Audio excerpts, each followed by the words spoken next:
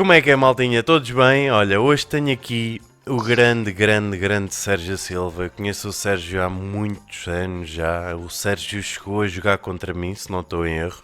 Sim. Eu não jogava, só batia palmas aos meus colegas. Olha, Mas sim. Sim. e é natural de Viseu. Eu vou deixar-vos aqui a descrição, até vos leio para ficar com o registro. Ora, convidado, com Ana. Ora então, o Sérgio Silva é natural de Viseu, estudou na FMH em Lisboa, treinou clubes como o Hugo Mirães, o Maia Basket e atualmente é treinador do Ginásio Clube da Águeda. Tem experiência internacional e por 2 anos consecutivos trabalhou com os Santo António Spurs. Ganda Unity Eiler, Ganda B. Franklin, sejam todos bem-vindos. Como eu estava a dizer, isto me botar aqui ao lado ao início. Como eu estava a dizer, o Serginho teve aí uma experiência muito gira na NBA e hoje vamos falar um bocadinho disso, que vai ser uma coisa completamente diferente e nem todos os dias temos hipótese de falar com alguém que teve esta experiência. Antes de mais, Sérgio, muito obrigado por teres aceito o convite. O Sérgio mostrou-se logo disponível assim que eu falei com ele, foi apenas combinar o dia e aqui estamos nós, Sérgio, mesmo muito obrigado de ser bem-vindo ao BasketCast. Muito obrigado, Roseta. Primeiro agradecer-te o convite, para mim é um gosto falar de basquete e da minha experiência. Eu não trabalhei no Spurs, eu estive 2 anos em que tive acesso a todos os treinos do Spurs Ok. e consegui ver tudo e tive acesso a todos os treinadores, principalmente ao senhor também Greg Popovich. Eu não trabalhei lá, imagina, mas vi tudo. Ok. A minha experiência lá é algo inacreditável, do género, eu sou um felizardo, tive muita sorte também nessa experiência, sou muito agradecido a tudo que se passou comigo e vou-vos explicar mais ou menos como é que aconteceu esta situação. Eu faço parte da associação, sou sócio da Associação Nacional de Treinadores em Portugal e em Espanha. Ao decidir fazer-me sócio da Associação de Treinadores de Espanha, eles abriram uma viagem em que eu tive que pagar uma quantia ainda avultada na altura, que eu era um jovem, e que eu decidi pagar para ter acesso ao Spurs na altura. E na altura a única coisa que nos diziam era que eu tinha acesso a ver uns treinos e falar com um ou outro treinador. Tínhamos tipo o treinador de defesa e o treinador de técnica individual, que íamos falar com eles. Ok. Mas depois cheguei lá e aquilo foi muito melhor do que me tinham dito e valeu todos os centavos que eu investi naquilo, porque foi realmente uma experiência única e que me marcou para a vida. Primeira situação quando nós chegamos aos Estados Unidos, nós chegamos ao Spurs, ao centro de treinos do Spurs, e nós temos uma reunião com o Sr. Messina, que para mim já era uma referência por treinou Real Madrid, os melhores treinadores na Europa, mas estava no Spurs naquela altura. E tivemos uma reunião com esse senhor, 20 treinadores, eu o único português, a maioria espanhóis, um mexicano e 2 brasileiros, mas todos com interesse no basquete e saber melhor o que é que representava o Spurs. Os Spurs tinham sido campeões na época passada e naquela época com rivalidade o título e tinham figuras míticas como o Ginobili, Tim Duncan, Diaw, Kawhi Leonard, pronto, dos melhores. Nós tivemos uma reunião com o Sr. Messina, estávamos a falar de várias curiosidades, e o Sr. Messina, depois de uma hora a falar connosco, levanta-se e diz algo como o seguinte: vou ver se está ali o Pop. E quando ele se levanta eu digo assim, meu Deus, se entra aí o Pop, como é que isto vai ser? E o senhor Messina foi ver se estava lá o Pop e ele volta e entrega um papel ao senhor que estava connosco a coordenar a viagem, entrega-lhe um papel e o papel dizia: não vos posso receber de momento, mas amanhã marcamos um jantar e vão jantar todos comigo. Olá. Nós ficámos assim um bocado malucos, ninguém acreditava que aquilo era verdade. Nem eu mesmo, não estava, pareceu-me um pouco brincadeira, aquilo era um papel que foi-lhe entregue, eu não sei se desse uma brincadeira de mau gosto, ou uma brincadeira. Foi incrível, no dia seguinte assistimos aos treinos, não tivemos acesso a ninguém no dia a seguir, e à noite assistimos a todos os treinos, aos técnicos de manhã e à tarde de equipa, e à noite dirigimos-nos a um sítio que teoricamente era a morada do hotel. Nós tivemos sem exagero, nós fomos com muita antecedência, 45 minutos, estava toda a gente com aquela sensação de que é, que vai ser isto. Mas tivemos quase meia hora à procura do restaurante, sou de sincero, tivemos mais de meia hora à procura do restaurante. E aquilo, basicamente, o restaurante estava metido debaixo tinha uma entrada por baixo de uns prédios, depois aquilo parecia uma daquelas quintas antigas do Texas, meu, e aquilo uma cena, eu não dizia que era um hotel de luxo, um restaurante de luxo, desculpa, mas depois quando tu começaste a aproximar, começaste a sentir que aquilo era tudo um ambiente de demasiado luxo para um gajo de Viseu, meu, já não uma cena, meu, fiquei assim um bocado, depois tu olhas para um lado, olhas para o outro, era só grandes bebidas, isto e aquilo. E eu que estava a desconfiar que ia ser ter um jantar com o Sr. Greg Popovich, afinal estávamos perante isso. Eu lembro de como um miúdo, ainda agora estava a rever uma situação, o Sr. Greg Popovich está no restaurante à nossa espera e nós, estás a ver, reservam uma mesa para 22, basicamente nós éramos 20 mais ele e outra pessoa, e o nosso líder estava-nos basicamente a apresentar o Sr. Greg Popovich.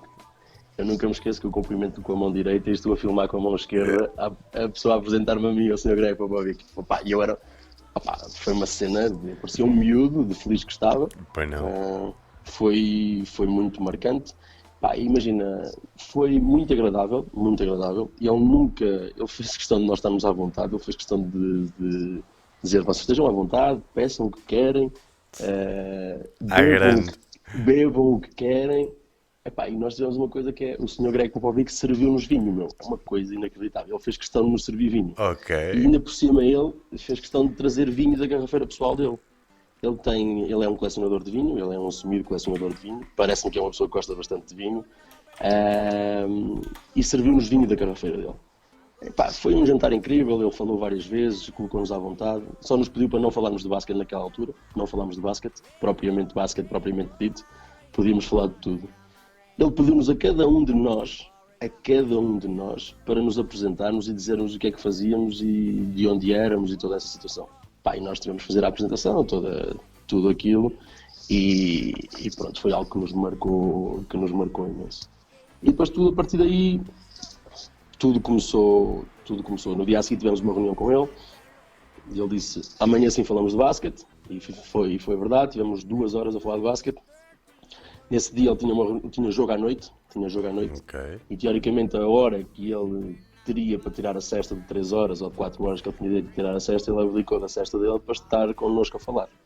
Então ele treina de manhã, reúne connosco ao início da tarde e depois tem jogo à noite. A partir dali ele mostrou-nos a maioria dos treinadores, o trabalho, como é que era feito, explicou-nos toda essa situação. Nós também tivemos acesso ou fizemos as perguntas que quiséssemos ou queríamos, e pronto, criou-se ali uma ligação muito gira, uma ligação importante, sentimos-nos à vontade. Nós vimos, nessa semana, 3 jogos, se não me engano, foram bons jogos na altura, foram muito bons jogos. Até porque eles estavam para revalidar o título, não?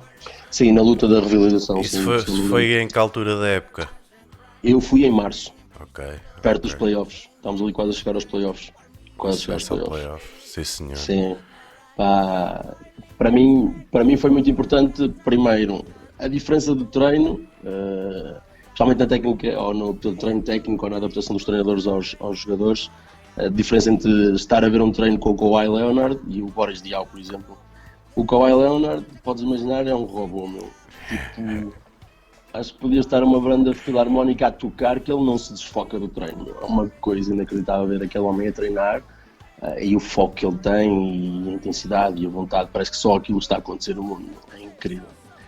E veres um Boris Diaw a treinar a nível técnico é incrível. Eu posso-te contar uma história, é muito engraçada e ele não deixava de treinar, mas o próprio treinador técnico individual com ele fazia séries de lançamento, o mesmo que fazia com o Kawhi Leonard, fazia. Só que imagina, eu vi um treino com o Boris Diaw em que o treinador técnico individual a fazer lançamento com ele, foi buscar uma foto dele, do Boris Diaw, que ele tinha colocado no Instagram 2 dias antes, ou a coisa assim de género, a beber vinho. O Boris Diaw tinha uma foto a fazer isto. Imagina, a beber vinho. Ele é uma pessoa de vinho também, a beber vinho. O treinador técnico individual foi buscar aquela foto, meteu na tabela, pendurada na tabela, né? E a gozar com ele. A gozar com o gajo da foto. isto não está a acontecer, meu. Isto não me está a acontecer. No meio do treino. No meio do treino, pá, foi uma risota. Eu gostei muito da diferença. Por exemplo, era impensável eu fazer aquilo com o Kawhi Leonard, porque o Kawhi Leonard não ia permitir aquilo. Mas com o Boris Diaw era da maneira que ele se libertava e treinava até mais. Entendes? Por exemplo, aqueles 10 minutos de brincadeira e a seguir vamos treinar como deve ser. E treinava e chegava. Coisas muito importantes para mim, ver como treinador na altura, e tive muita sorte, ver Ginobili a treinar, Tim Duncan a treinar, figuras impares de Danny Green. Foi muito importante conhecer a mística do Spurs para mim, como treinador e como pessoa, mais como pessoa até do que como treinador, muito sinceramente, e é uma experiência que me marca para a vida. Isto resumindo muito rápido, que começamos que isto é difícil também de contar todos os detalhes. Mas podes contar, que nós temos tempo aqui na net. Depois desta viagem, eu chego a Portugal, isto basicamente é das coisas mais importantes para mim. Eu chego a Portugal e tu sentes que estiveste no Spurs, viste os treinos, filmaste muita coisa, aprendeste muita coisa, tens aqui muita coisa para estudar, mas eu chego e curiosamente o Zé Américo, que é o meu pai tem um estabelecimento comercial cá em Viseu, mas é uma pessoa muito humilde, mas o meu pai virou-se para mim e disse-me assim: o senhor ofereceu-te o jantar, tu devias agradecer a esse homem. E realmente? Eu ignorei um pouco o que o meu pai me disse, sou sincero, eu ignorei um pouco o que o meu pai me disse. E o meu pai, na altura, manda-lhe umas chouriças. E eu, Zé Américo, mas estás a gozar comigo? Acho que eu vou mandar umas chouriças para o Sr. Greg Popovich, isso não existe. Não aconteceu isso, mas eu já estava a treinar em Viseu novamente, e tenho um pai de um atleta meu, que eu dava treinos técnicos individual a esse atleta, e o pai foi uma pessoa muito importante para mim porque me ajudou e me ensinou algumas coisas, e basicamente ele também me disse: olha, devias agradecer ao senhor. Então ele fez uma coisa muito importante para mim na altura, porque assim, na altura eu dizia: vou agradecer ao senhor, não lhe vou enviar umas chouriças, né? Isto é ridículo, E o meu pai até dizia: não me envia um queijo da serra, então no avião aquilo vai. Pronto, mas tudo o que deixou de ser ridículo, aquele senhor reafirmou que era importante nós sermos agradecidos, esse pai desse meu atleta, e basicamente disse-me que eu devia enviar algo para agradecer a esse senhor. Então a única coisa que eu me lembrava que o Sr. Greg Popovich tinha dito é que gostava de vinho. Só que eu também não tinha nenhuma garrafa de vinho assim para poder mandar, não é? Tipo, eu não tinha, o que é que eu tinha? Que eu não bebo vinho, não costumo, não invisto em vinhos, não tenho vinhos, nada importante. Mas esse senhor virou-se para mim e disse: olha, eu tenho lá uma garrafa, aquilo custa 90 euros, eu não bebo daquilo, aquilo até me deram, eu posso-te dar. Tu envias para o senhor.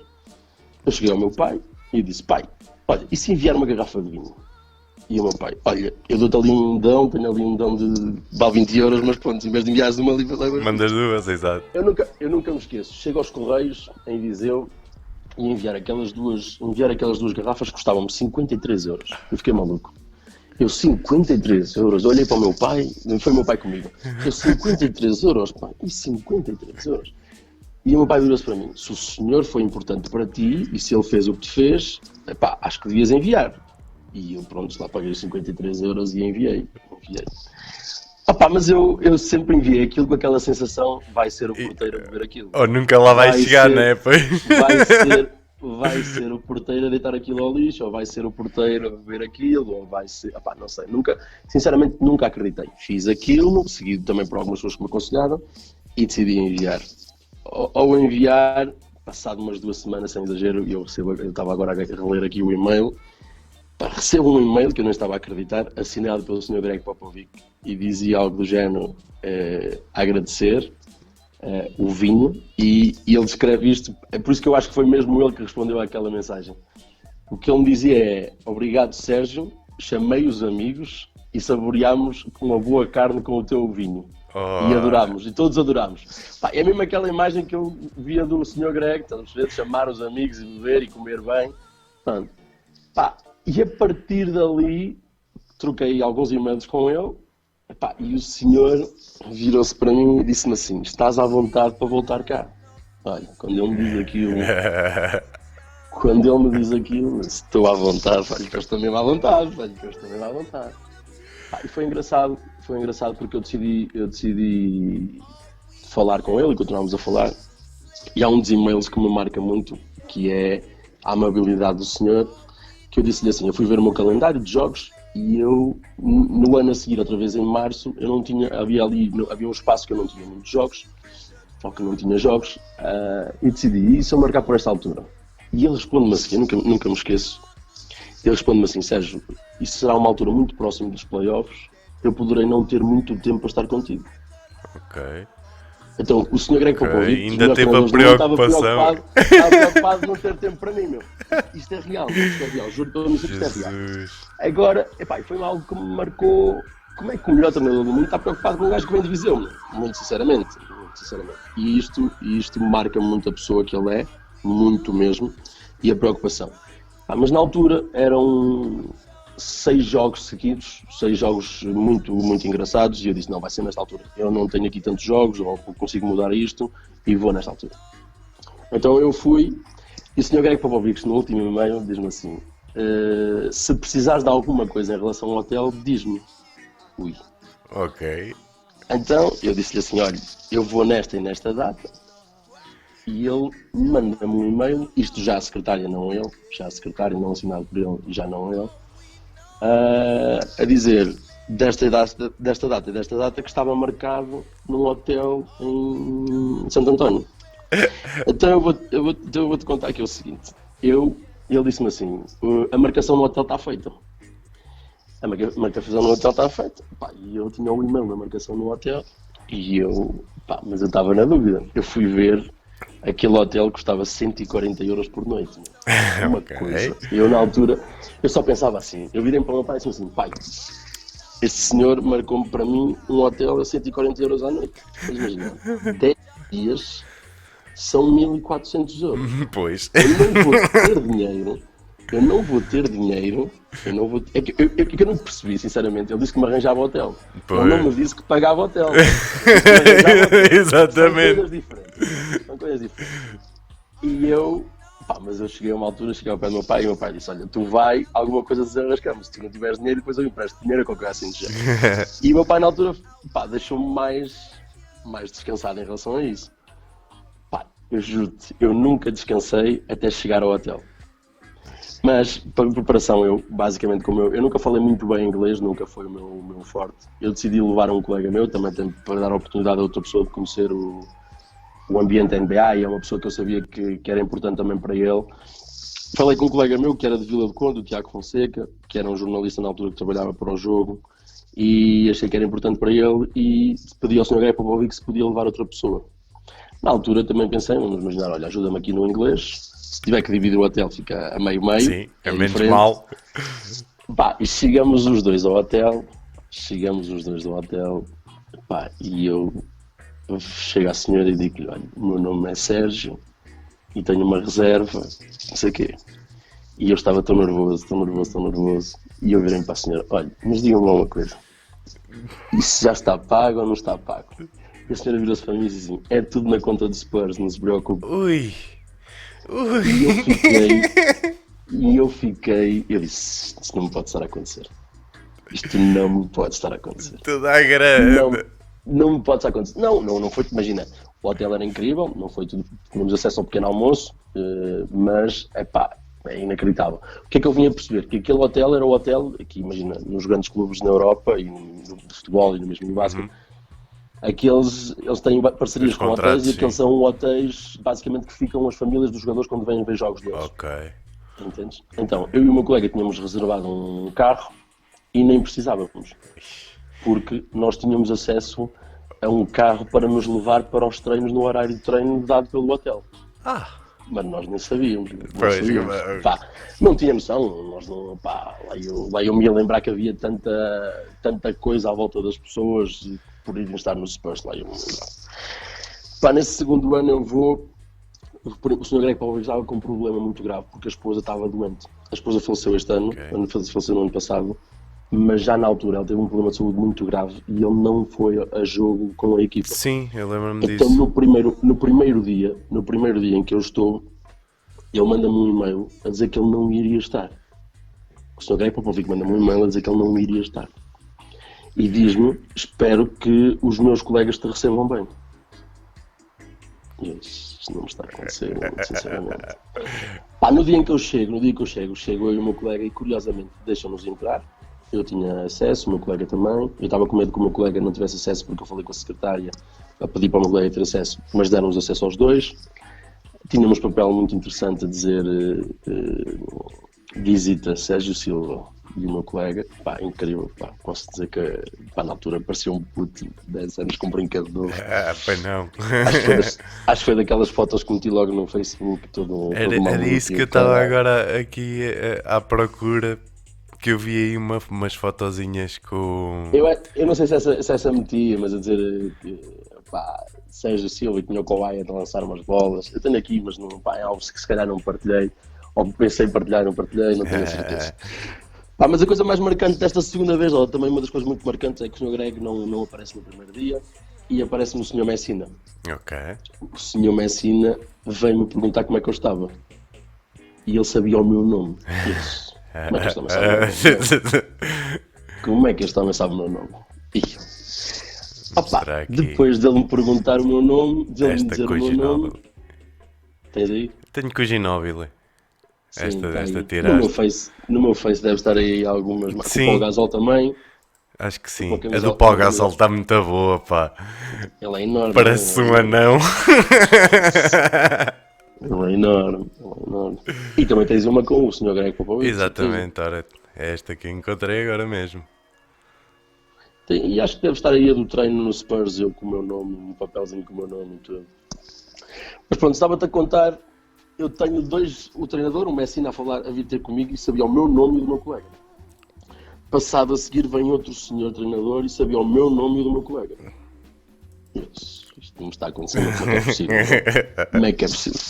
Isto não me está a acontecer. Pá, nós assistimos ao treino e no dia a seguir estamos lá de manhã. E o Sr. Greg Popovich aparece e vem ter comigo e com o meu colega. Sabia o meu nome e o do meu colega. Eu disse, isto não está a acontecer. Sabes qual foi a primeira pergunta que o senhor me pergunta? O Sr. Greg me pergunta a mim. Boa viagem. Não. A primeira coisa que ele me pergunta era se os colegas deles foram falar comigo. Ui. Ok, então o homem estava mesmo preocupado. O homem, eu sei, mas a mim imagina, não é normal, ninguém, eu não sou ninguém e o senhor é que tem um mérito de uma história. Ele deve fazer isto com muita gente mesmo, e é mesmo a amabilidade do senhor. Pá, eu na altura a primeira coisa que lhe quis perguntar foi pela esposa, se estava melhor ou se não estava melhor. Ele disse-me que estava melhor, mas não quis muito aprofundar essa conversa. Para ele acho que estava a ser um momento também um bocado duro e não quis aprofundar a conversa. Pronto, olha, o senhor fez questão ainda de me perguntar, que esta foi a outra que me deixou também, eu disse isto está acontecendo. Perguntou-me se a cama era boa e se estava tudo bem. Mas ele fez questão de me dizer o seguinte, olha, é que se não estiver, tu dizes que eu trato. Olá. Isto não está a acontecer. Opa, e foi, isto é real, eu podia contar, mas isto é mesmo real. Foi a marca também do senhor, a amabilidade. Ele deu-me acesso a tudo, a perguntas, ele disse que eu podia falar com todos os treinadores, não me deixou falar com os atletas. Isso é verdade, não... Essa foto do Ginóbili apanhei-o cá fora, ele a fugir de um grupo de jornalistas de um lado, eu apanhei-o do outro e tirei aquela foto com ele. Isto é verdade, estavam uma data de jornalistas de um lado, eu vejo que ele apercebeu-se que estavam lá os jornalistas e voltou para trás e eu apanhei-o e disse, olha Ginóbili, é agora mesmo. E tirámos, eu e o meu colega tirámos. É com o Gasol? Não, o Gasol foi depois de um jogo que jogaram. O Gasol acho que nesse ano estava no Chicago Bulls e foi Chicago contra Santo António.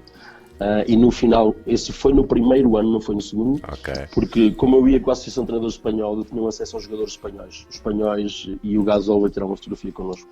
Isso é uma fotografia, basicamente eu estou aí com um grupo atrás, e o grupo atrás é todos os treinadores que foram connosco e que viveram um pouco esta experiência. Ora, e tu trabalhaste com o grupo de treinadores de Espanha, não é? Sim.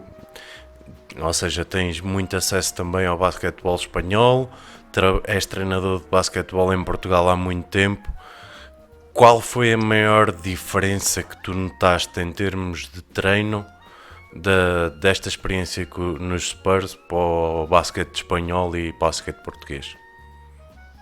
Olha, posso dizer, por exemplo, eu tive acesso ao treinador técnico individual dos Spurs e ele dizia que, por exemplo, ele considerava que nós cá, na Europa, estávamos a trabalhar melhor na escola de formação, cá em baixo minis e formação sub-14, sub-16, do que propriamente nos Estados Unidos. Nos Estados Unidos, por exemplo, tu tens minis a jogar com bola 7, tu tens minis a jogar com uma tabela grande, mesmo mini 10, entendes? Ok. E ele era apologista muito do método que nós estamos aqui, que temos um pouco na Europa. Olha, posso-te contar uma experiência muito interessante também no primeiro ano, que para mim foi, o americano tem um ego muito grande, o próprio americano. Mas o Sr. Greg Popovich tem influências, ele tem uma mãe, ele tem descendências não totalmente americanas, ele tem uma descendência não sei de que país. Esloveno, croata, pá aí, uma coisa assim. Qualquer coisa desses, não tenho 100% de certeza.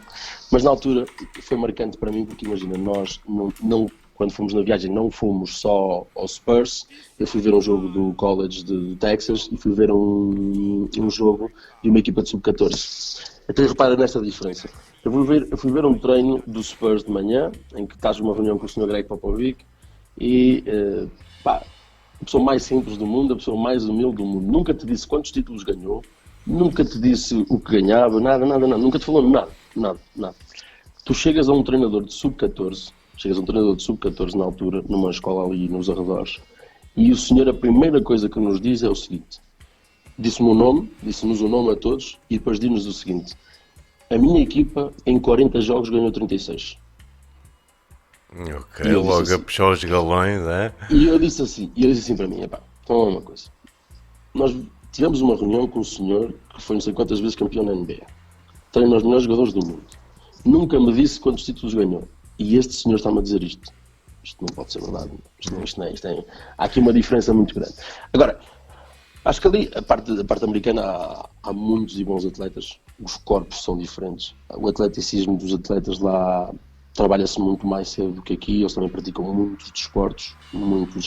Okay. Eu não sei até que ponto em alguns países na Europa, especialmente Espanha, a nível técnico, não estão a trabalhar melhor do que propriamente nos Estados Unidos. Entende? Também pode ser um pouco a minha opinião. Agora, há muitos atletas nos Estados Unidos, também é um país muito grande, com muitos atletas, há uns corpos diferentes do que existem por cá, e a nível de físico, de cargas, eles trabalham os jogadores de uma maneira diferente da nossa. Mas imagina, em Portugal, se tu tens 5 gajos de 2,5 m, nos Estados Unidos tens milhares. Há vários corpos daqueles, entendes? São mundos totalmente diferentes. Mas por exemplo, eu gosto muito do trabalho que é feito em Espanha, eu conheço alguns, tive a sorte também de poder estar em Espanha, principalmente da minha formação como treinador, ou o meu crescimento como treinador aconteceu no campus António Dias Miguel. Eu era treinador no Guimarães e o meu coordenador na altura levou alguns atletas lá, e eu cresci muito lá, aprendi muito lá, e devo muito ao campus António Dias Miguel, principalmente aos treinadores espanhóis que conheci lá e que continuo a seguir, e aprendi muito lá. A paixão com que vivem o jogo é muito importante mesmo, e como trabalham, a tomada de decisão, a técnica individual, a evolução do jogador em si, depois sim a evolução da equipa, ou conjugarem essas coisas, para mim foi muito importante. Eu tive a sorte também de falar nisso de Espanha, eu assisti à preparação, assisti a 5 dias da preparação, da última preparação da Espanha, tive acesso, fui um dos treinadores porque me inscrevi mais rápido que os outros, e fui um dos 50 treinadores que teve o privilégio de assistir a uma semana num estágio em Madrid da seleção espanhola antes do Campeonato do Mundo, em que foram campeões e ganharam o medalha de ouro, o que também foi uma experiência muito grande para mim, perceber como trabalham, vejo também coisas também muito interessantes aí, a dinâmica de equipa, o Sr. Scariolo também nos apresentou, tivemos uma reunião com ele, como trabalhavam as equipas, desde a seleção dos jogadores, do acompanhamento dos jogadores ao longo da época. Eles tinham programas, mesmo dados estatísticos e de imagens a seguir 36 jogadores durante uma época, para depois ter uma melhor seleção para os 12, coisas a um nível que não existe, diria que não existe em Portugal, muito sinceramente. Havia uma empresa que era paga para acompanhar aqueles jogadores, tudo a nível do que era cortes, do que era lançamentos, tudo que era uma ação daquele jogador, que eles tinham que ter a informação. e depois tudo compilado e depois os próprios treinadores e os treinadores adjuntos seguiam um pouco aquilo ao que era feito. Sim, trabalham com outro Mas tipo de informação, não é? Nós não temos acesso, nem temos meios para trabalhar com tanta informação, nem para ter tantas pessoas nos pavilhões a fazer o scouting. Em Portugal acho que é mesmo a maior lacuna, é esse lado do basquetebol, não é? Porque em termos de formação nós até procuramos ter a melhor formação e ir buscar e sim, beber a Espanha e aos Estados Unidos e mais não sei o quê, mas em termos de condições e scouting e conhecimento, falta-nos essa parte mesmo. eu diria que vamos imaginar, há muitos e bons treinadores neste momento a crescerem em Portugal. Há uma onda de treinadores novos, ou com treinadores novos, sem medo de se exporem, sem medo de fazerem coisas diferentes. E acho muito positivo. Cada um de nós luta para tentar ser profissional, entendes? Esse é um problema. Ontem falaste um pouco com o Telmo Botelho por causa dessa situação. Não é fácil hoje em dia ser um treinador profissional em Portugal. Pela questão. Eu acho que há até treinadores que são profissionais pelo exemplo, não são profissionais por aquilo que ganham, entendes? No final do mês.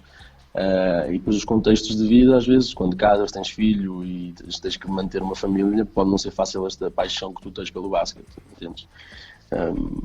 Mas eu acho que estamos a crescer, estão a aparecer novos treinadores ou pessoas mais novas também a querer, que aprenderam com os mais velhos e a querer experimentar, vivenciar, que já foram ao estrangeiro e que estão a tentar implementar novas coisas no método de treino, nos processos de treino e que podemos estar no caminho de crescer um pouco por aí. Agora, temos que treinar mais, temos que tentar treinar melhor, tentar fazer coisas diferentes como fazem os outros.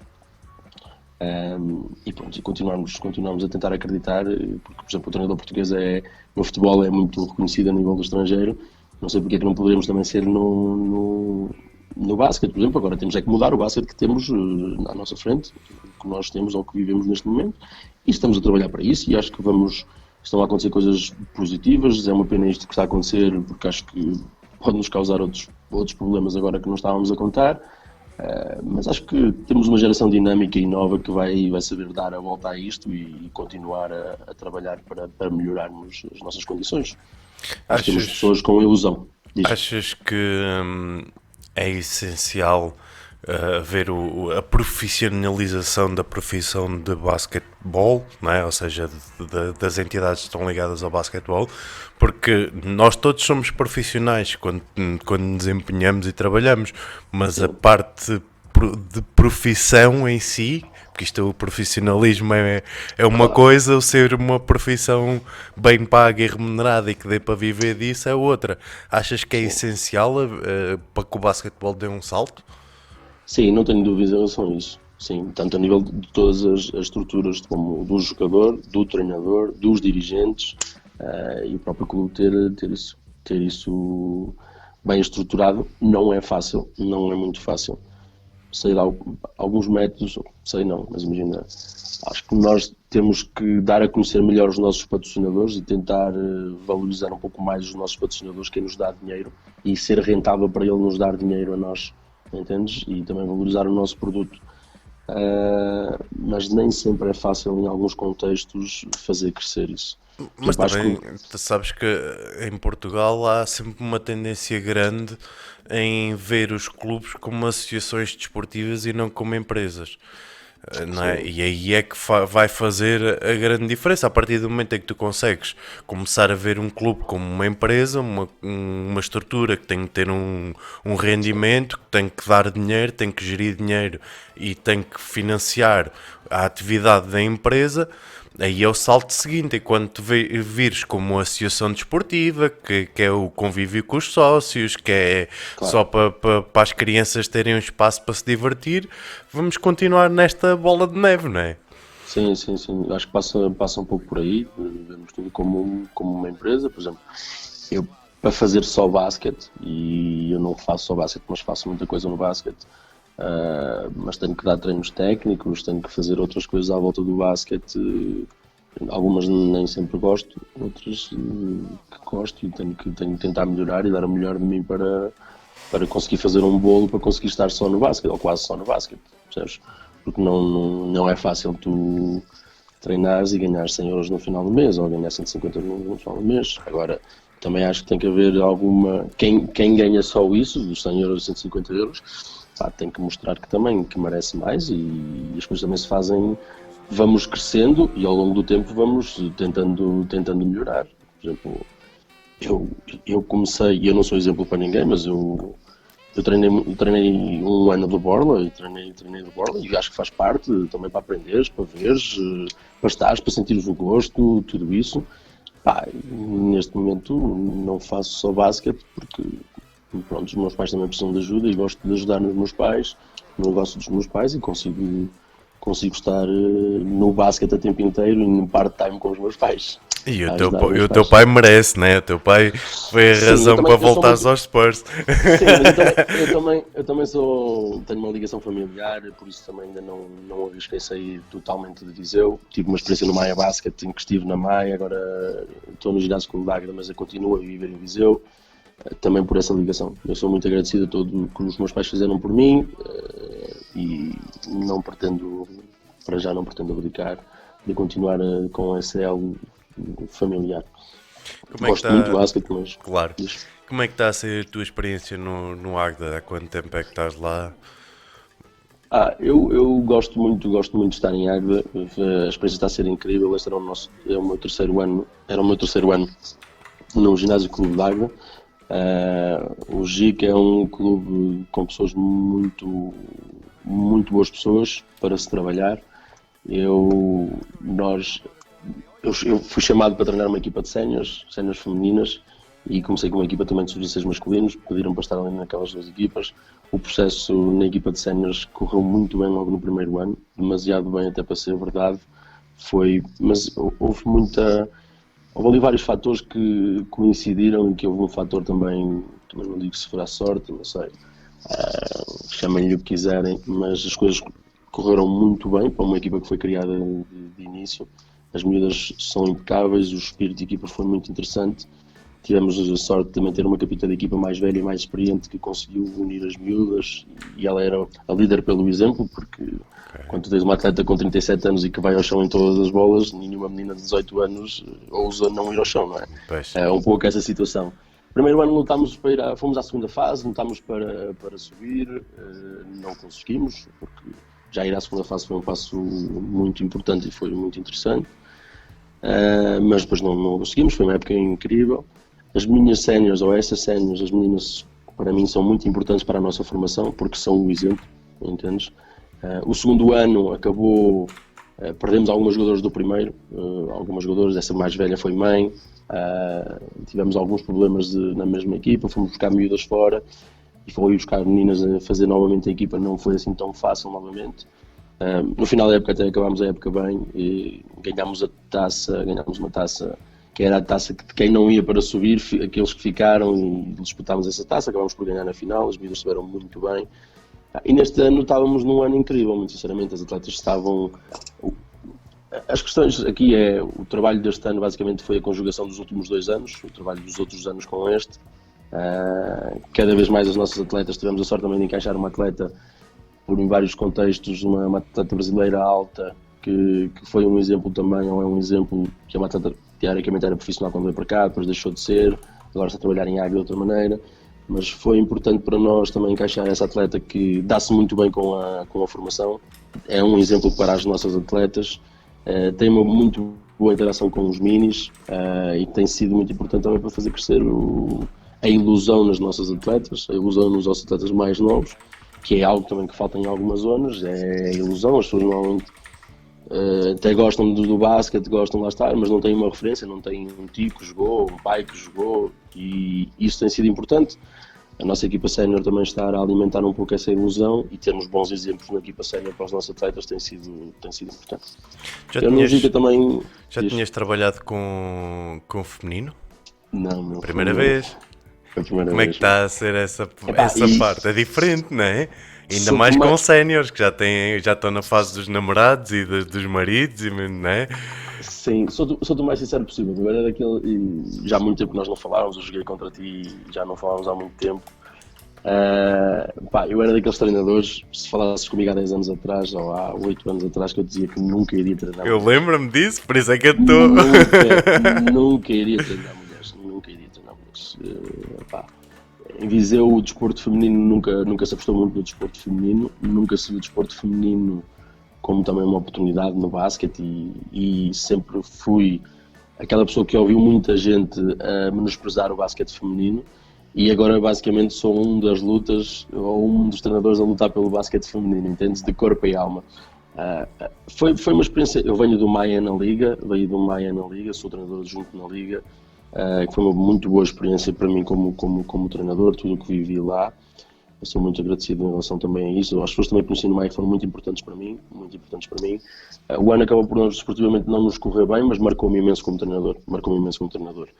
Bem, depois tu vens treinar homens até na Liga, ou tive equipa séniores em Viseu, e depois para mulheres foi uma diferença grande e tive que me adaptar. Mas rapidamente consegui entender as miúdas, as coisas também, houve ali várias coisas que acabámos por nos dar bem, fiz-me entender muito no que queria no processo de treino e acabamos por acima de tudo nos respeitar, que é o mais importante. Nem sempre concordam comigo, eu nem sempre concordo com elas, mas fazemos-nos entender e respeitamos tentamos e temos conseguido levar a situação a bom porto até agora. Mas o Gica foi um clube muito interessante para começar. Eu acho que o Gica a nível feminino tem muito potencial, muito mesmo. Tem atletas que eu considero que com potencial de chegarem a jogar numa liga feminina. E as miúdas querem, estão dispostas a trabalhar, mesmo agora, por exemplo, estamos parados e estão sempre nos treinos online, no treino com o treino técnico, com o preparador físico, com a parte da nutrição, com a parte da psicologia, e estão sempre interessadas e se continuarem a trabalhar e acreditarem nelas, e souberem lidar com as frustrações, elas vão conseguir chegar lá, ou pelo menos ganharam bases para poderem chegar lá. Só numa altura que não querem mais, olha, não querem, que sejam felizes e que, acima de tudo, eu também trabalho pessoas para tentar ser as melhores pessoas possíveis nessa sociedade, entendido? Se puderem continuarem a querer ser jogadores de basquete, que isso seja. Se não, ficam os bons exemplos para a sociedade. Acaba por ser o mais importante para nós. Acho muito bem. Bom, olha, agradecer desde já às 21 pessoas que estão a ver o podcast, incrível. Ao exemplo do Gassu, que já deixou aqui 5 perguntas. Vocês estão à vontade, malta, escrevam perguntas, peço só por favor, ou que façam como o Gassu pôs, pergunta tal, ou que ponham @MrMagia, é para me saltar à vista e eu conseguir juntá-las todas. Antes de começar a fazer as perguntas aí da malta, qual foi a maior diferença para ti de treinar homens e treinar mulheres? Vou-te ser sincero e rápido e direto. Elas entendem melhor as capacidades delas. Imagina, o ego deles é maior do que a sua capacidade de entender o jogo, acho eu, do género. Tu tens sempre aquela questão que os gajos pensam, os rapazes pensam que o físico resolve tudo, isto e aquilo. Elas têm melhor percepção do que podem ou não podem fazer. E para construires uma equipa, quando tu tens pessoas têm essa noção, que elas percebem melhor esse papel, o papel dela ou delas, consegues rapidamente fazer uma equipa e melhor uma equipa. Entendes? Eu acho que isso, por exemplo, muitas vezes é mais difícil dizeres a um rapaz, olha, tu és bom nisto, principalmente em cenas, né? Tu és bom nisto, mas naquilo se calhar não és assim tão bom e se calhar vamos deixar isto para outra pessoa fazer. Nelas foi mais fácil para mim explicar a situação. Estamos a falar em cenas, é mais direto para cenas. Ok, olha, o Luís diz que isso, Luís, eu já lhe dei o teu abraço, mas diz-lhe que isso é mais com os miúdos. Não. O Luís lembra-se bem e o Luís foi um daqueles que foi um dos meus capitães de equipa e é uma pena ele não poder seguir como treinador, porque era daqueles que foi muito importante estar num banco para ajudar o treinador também na sua missão. O Luís tinha esse papel muito bem claro, lembro perfeitamente O Luís, nós tínhamos um caso, não vou dizer nomes, mas tínhamos alguns casos de que eu tirava um jogador do banco, eu tirava um jogador de campo e ele vinha para o banco e eu cumprimentava o jogador e sabia que o Luís estava atrás de mim para receber o jogador e explicar-lhe porque é que eu o tirei. Pois muitas Sim, das Luís, vezes esse papel é o mais sim, difícil. sim, mas o Luís foi importante também nesse aspecto. Alice, como já era também como um pouco o líder e o capitão da equipa na altura como jogava, também conseguiu ser como atleta, ele treinou comigo ainda no Guimarães como séniores e foi realmente muito importante. E é Ele um tem uma homem história, grande que é para pôr ordem na sim, coisa. opa, olha, o Luís ele está aí, eu não sei se alguma vez lhe contei essa história, mas é interessante porque o Luís acho que tem 1,95 m, mas o Luís foi muito magro e saltava bem. Tem uma Sim. situação, era muito magro e saltava bem e afundava. Eu nunca me esqueço dos primeiros jogos que nós tivemos em séniores. O Luís estava a afundar e eu venho do antigo pavilhão do Fontelo e estou a passar quem vai para o banco. Pá, e estava um miúdo, ou uma menina, desculpa, estava um rapaz e uma rapariga, mas foi a menina que falou. E o Luís estava a afundar. E depois estava o pai em cima. A miúda estou eu a passar e a miúda virou-se ao pai e disse: este menino vai jogar na NBA. E eu olhei para a miúda e disse assim: pá. Imagina, e isto é a importância de, às vezes, eu fui um daqueles que lutou por em Viseu haver a equipa de séniores e que existe uma equipa sénior para os miúdos verem e verem os exemplos e podermos alimentar o bichinho que têm. Eu fui sempre um dos lutadores. E na altura acreditei que era a melhor coisa que nós podíamos fazer porque aquela miúda que eu não conhecia lá nenhum, garanto-vos, virou-se para o pai e disse: aquele menino vai jogar na NBA só porque o Luís afundou. O Luís era dos poucos da nossa equipa que afundava facilmente com as duas mãos, ele é alto mas afunda facilmente com as duas mãos. E a miúda, quando viu um afundante, se calhar nunca tinha visto um afundante ao vivo, só na televisão, e a miúda, pá, ficou a acreditar que o Luís ia à NBA. Pá, são coisas que nos Bem marcam. enganado, ó Luís. São coisas que nos marcam. Sim, São coisas que senhora. nos Então, marcam. olha, vou começar aqui com as perguntinhas deles. Tenho então a primeira pergunta. Se alguma vez pensaste ou puseste a hipótese de deixar o basquete e dedicar-te a outra vertente ou profissão? Sim, várias vezes. A luta, principalmente porque imagina, eu acho que em tudo na vida, quando tu queres ser melhor, chegas a uma altura que entras em conflito contigo próprio e a perceber se vale ou não vale a pena. Eu tenho a sorte de todo o meu contexto familiar, mas várias vezes já pensei em sair do basquete e seguir outra situação. E curiosamente já tive atletas meus que, deixando de ser meus atletas, há dias tive um exemplo de um atleta que estava no pavilhão do Fontelo, agora já no recente pavilhão do Fontelo a ver um jogo. Ele chegou ao pé de mim e disse-me assim: epá, tu tinhas jeito para ser professor. E eu, professor? Nunca se meteu na cabeça de ser professor. Não, é que tu até ensinas bem, devia ser professor. Eu disse: não, eu gosto de basquete, basquete. Mas o que ele me queria dizer era que eu até me dou bem com as pessoas e que consigo minimamente me fazer entender naquilo que quero, mas acho que isso também é pelo basquete porque realmente gosto muito do que faço, entendes? Tento demonstrar todo o meu amor por aquilo que faço e acho que por isso as pessoas também me conseguem entender, um pouco por aí. Agora, já pensei em outras coisas e se calhar te garanto que se calhar teria mais dinheiro na conta bancária se não fosse basquete que seguisse. Mas, Pronto, opá, isso é o que me leva à pergunta já seguinte. Esse pensamento ou hipótese de trabalhar noutra coisa foi motivado por quê? Falta de apoio? O que é que levou a isso?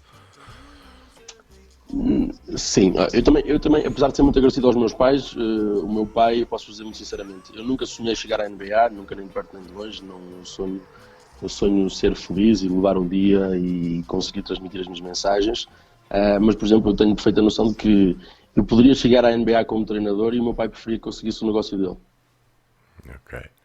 Para o meu pai terá sempre mais significado eu seguir o negócio dele. E não é por mal, entendam? É mesmo porque criou um negócio, tem muito amor àquilo e gostava que o filho seguisse, ou que alguém na família seguisse. A minha irmã não pretende seguir, eu seria a única, teoricamente, que o meu pai vê que, olha, podia seguir tu, filho, e eu disse-lhe que não até agora e continuo a dizer que não. Mas para o meu pai, eu posso-vos garantir que ele seria mais feliz se eu seguisse o negócio dele, que podia chegar à NBA e ganhar muitos milhões. Mas para ele seria mais feliz nisso. Pá, não são coisas. Se tu pudesses e fosses o Big Boss agora, que começavas por mudar o panorama nacional ou o panorama regional do basquete? Eu tentaria moderar os regionais, torná-los todos mais fortes para podermos ter mais praticantes e podermos mais fortes para depois podermos ter um todo mais forte. Sem muitas dúvidas em relação a isso. Porque eu acho, e eu conheço minimamente, por exemplo, da Covilhã conseguiu sair uma Roseta, meu. Nunca deu nada porque ninguém apoiou o gajo na altura, meu. E Mas. porque era gordo, pá. Se eu fosse mais magrinho. Opa, mas imagina, eu acho que dar valor a quem continua a lutar pelos centros mais pequenos, dar muito valor mesmo. E acho que, apesar de haver novos treinadores com vontade, ainda continuam a faltar as pessoas mais velhas que também impulsionaram e que tinham alguma vontade de continuar para a frente. E muitos dos problemas que eu vejo neste momento é que os mais novos com os mais velhos, em vez de se unirem para algo em comum, não se conseguem entender em relação às ideias e destroem algo porque criam guerras, entendes? E os meios mais pequenos estão um pouco nessa situação, que me deixa alguma pena, porque consegue prejudicar os atletas que realmente querem, entendes? Porque eu posso partilhar uma experiência que tive agora recentemente. Eu dou treinos à seleção de sub-12 de Viseu, a nível de Zoom, para exercícios técnicos, minimamente que possas fazer em casa. E eu consegui há dias num treino, a nossa associação conseguiu, mas para mim o que me deixou uma coisa muito orgulhosa e que me deixa a pensar muito nisto é um atleta de Sinfãs e um atleta de quase carregar o sal. Imaginem, é um extremo ao outro do distrito. Reparem que isto, as novas tecnologias, esta situação do Covid, vêm nos ajudar e que pode ser uma maneira de unirmos um distrito tão grande como Viseu e que não tem clubes, tanto nem nesse extremo, no outro ainda tem. Num extremo que o clube está quase a extinguir-se. Entendes? E para mim eu não tenho muitas dúvidas em relação a isto. Eu criaria mais condições através das escolas, porque imagina, isto não é, se houver muito dinheiro é fácil de fazer as coisas, mas não. Algo sustentado, com ligações às escolas, com mesmo alguns professores, tentar perceber que os professores, ao poderem ter o basquete, por exemplo, o handball fez alguma dessas estruturas e cresceu muito nisso, ser o basquete como uma disciplina extra e podermos crescer nisso. Agora, eu sou muito ligado às minhas origens e sou muito ligado e sei que há muitos meninos com potencial nessas pequenas aldeias e sítios onde não há condições. E que quem diria que se calhar o Roseta, se naquela altura que eu conheci tivesse menos X quilos, se calhar podia ter sido jogador e estar a um nível totalmente diferente. Não é? Quem diz o Roseta diz outros jogadores da equipa dele. Porque sim. Nós a brincar, eu não, que batia palmas aos meus colegas. E até da tua.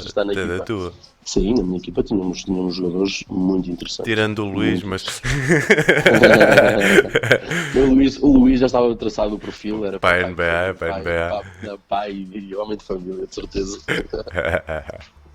Ora, o basquetebol em Portugal está mais forte do que antes ou já foi mais forte, mais apoiado e visto no passado?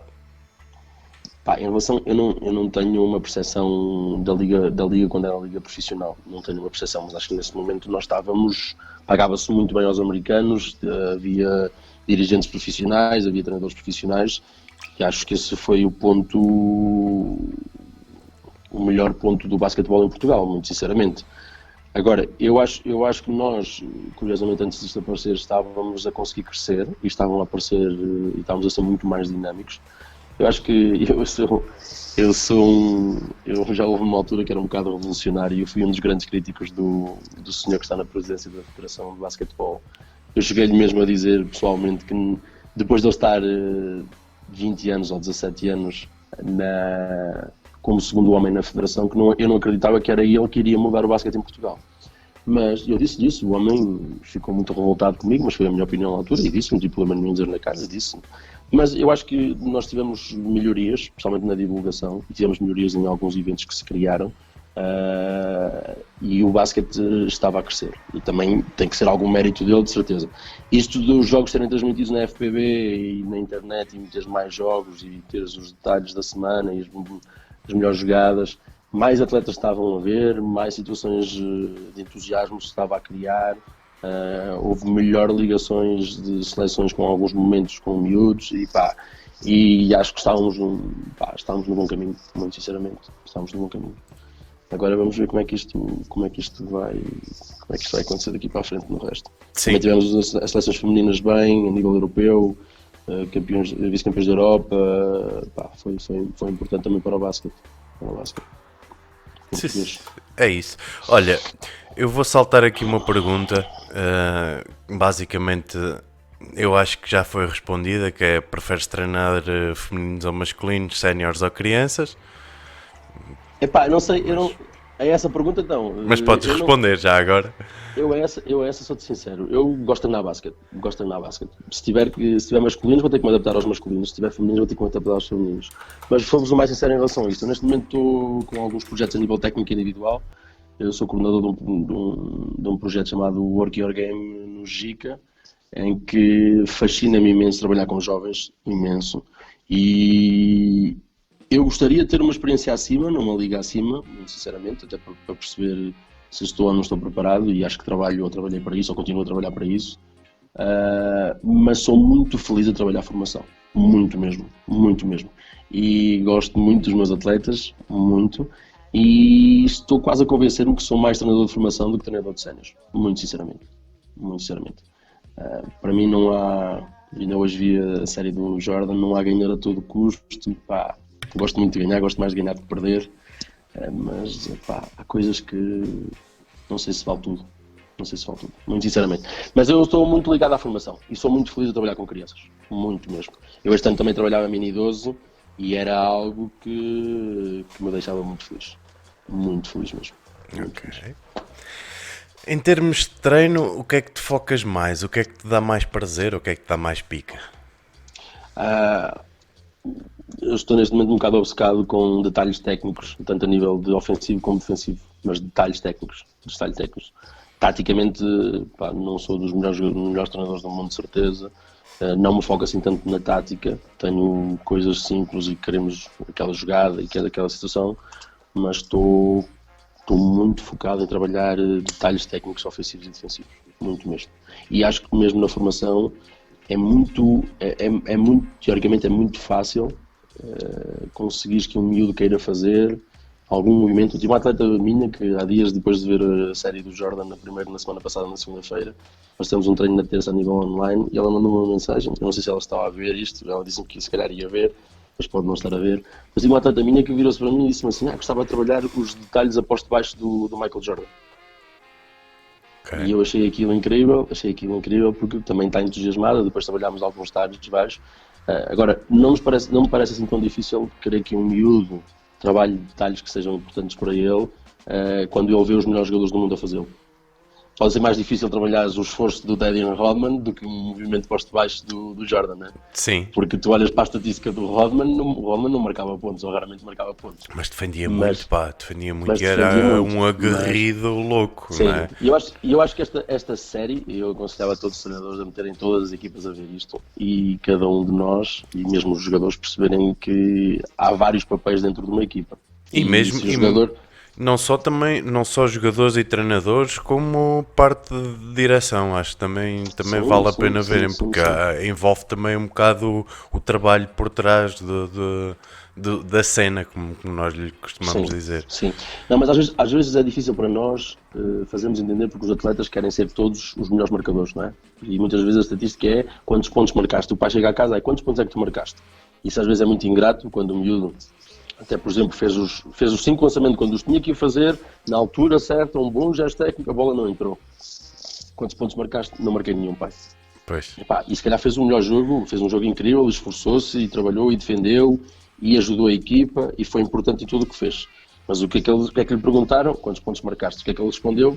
Zero, pai. O que é que lhe vai ficar na memória? Marquei 0 pontos.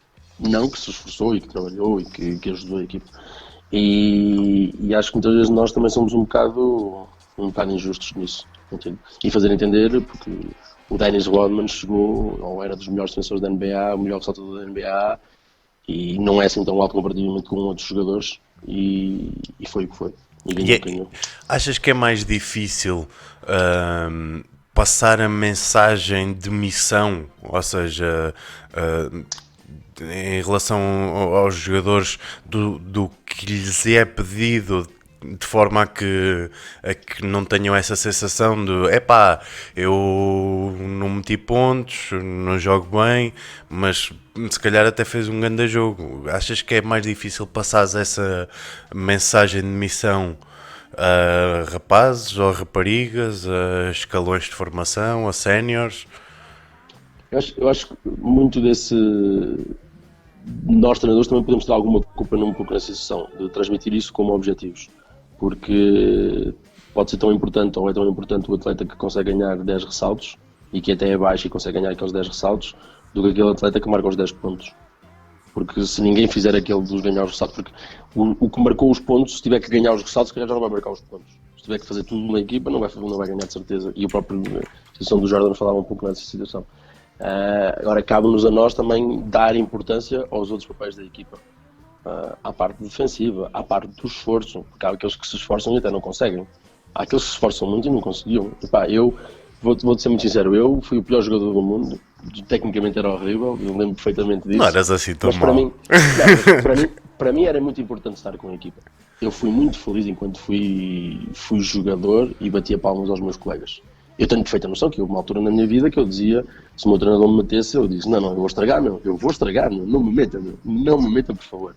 Mas eu queria estar com os meus colegas e eu era feliz. Todo o convívio que foi as saídas, os lanches, o antes e o depois dos jogos, as viagens. Na altura, para nós, posso-te marcar, por exemplo, ir à Covilhã era um marco porque havia McDonald's na Covilhã. Depois do jogo havia McDonald's. Epá, e era um ambiente de equipa, o antes e o depois. Coisas muito importantes para mim. Coisas muito importantes para mim. E o meu papel, eu acho que percebi bem, porque percebi também que tecnicamente era horrível, também foi estar com a equipa, gostar de estar com a equipa, esforçar-me para ser melhor e estar melhor, para poder ajudar os meus colegas, porque eu nunca me faltou a base do esforço e eu tentava dar o meu melhor. Eu normalmente nas pré-épocas até começava mais cedo com os meus colegas para não ser logo ultrapassado logo de início, e pelo menos a primeira semana não era assim tão má para mim, porque eu estava minimamente preparado, a passar depois das 3 semanas já era, sério, é do pior de todos. Mas Eu pronto, começava é que 3 é. semanas antes do resto da equipa para conseguir acompanhar a pré-época deles. Claro. Sim. E tu de Mas, certeza que sentiste isso também. sim, mas eu cedo, eu tive a sorte depois no meu clube também, houve pessoas que me disseram que se calhar não era por aí que eu devia ir e fui para treinador. Mesmo como treinador de escolas mais jovens, eu acompanhei sempre os séniores e vi muitos jogos e apoiava os séniores. Eu era aquele menino muito orgulhoso da equipa e dos atletas dele. Eu cheguei a ver um jogo de subida da CNB 2 para a CNB 1 do Guimarães, ao Lausanense, se não me engano. Eu era a única pessoa na bancada do Guimarães, não? Estavam 20 pessoas do outro lado, quase que me queriam bater porque eu gritava com o Guimarães como era na altura um menino, muito orgulhoso. E identificava muito com a equipa sénior na altura, muito mesmo. E via que também que os meus colegas se identificavam, viam os jogadores, queriam, e acho que isso é importante. Até que ponto é que poderá voltar a ter equipas séniores a competir em Viseu? Não sei, tenho algumas coisas a chatear na cabeça para eu voltar e vou montar séniores em Viseu. Sabes que o maior problema neste momento é que, por exemplo, há sítios em que têm infraestruturas e não têm pessoas. Há sítios que têm pessoas e não têm infraestruturas. E conjugar as duas coisas nem sempre é fácil. E depois também é um contexto, por exemplo, eu neste momento, sinceramente, não me vejo a voltar a Viseu. Se voltasse a Viseu, criaria uma equipa de séniores, de certeza.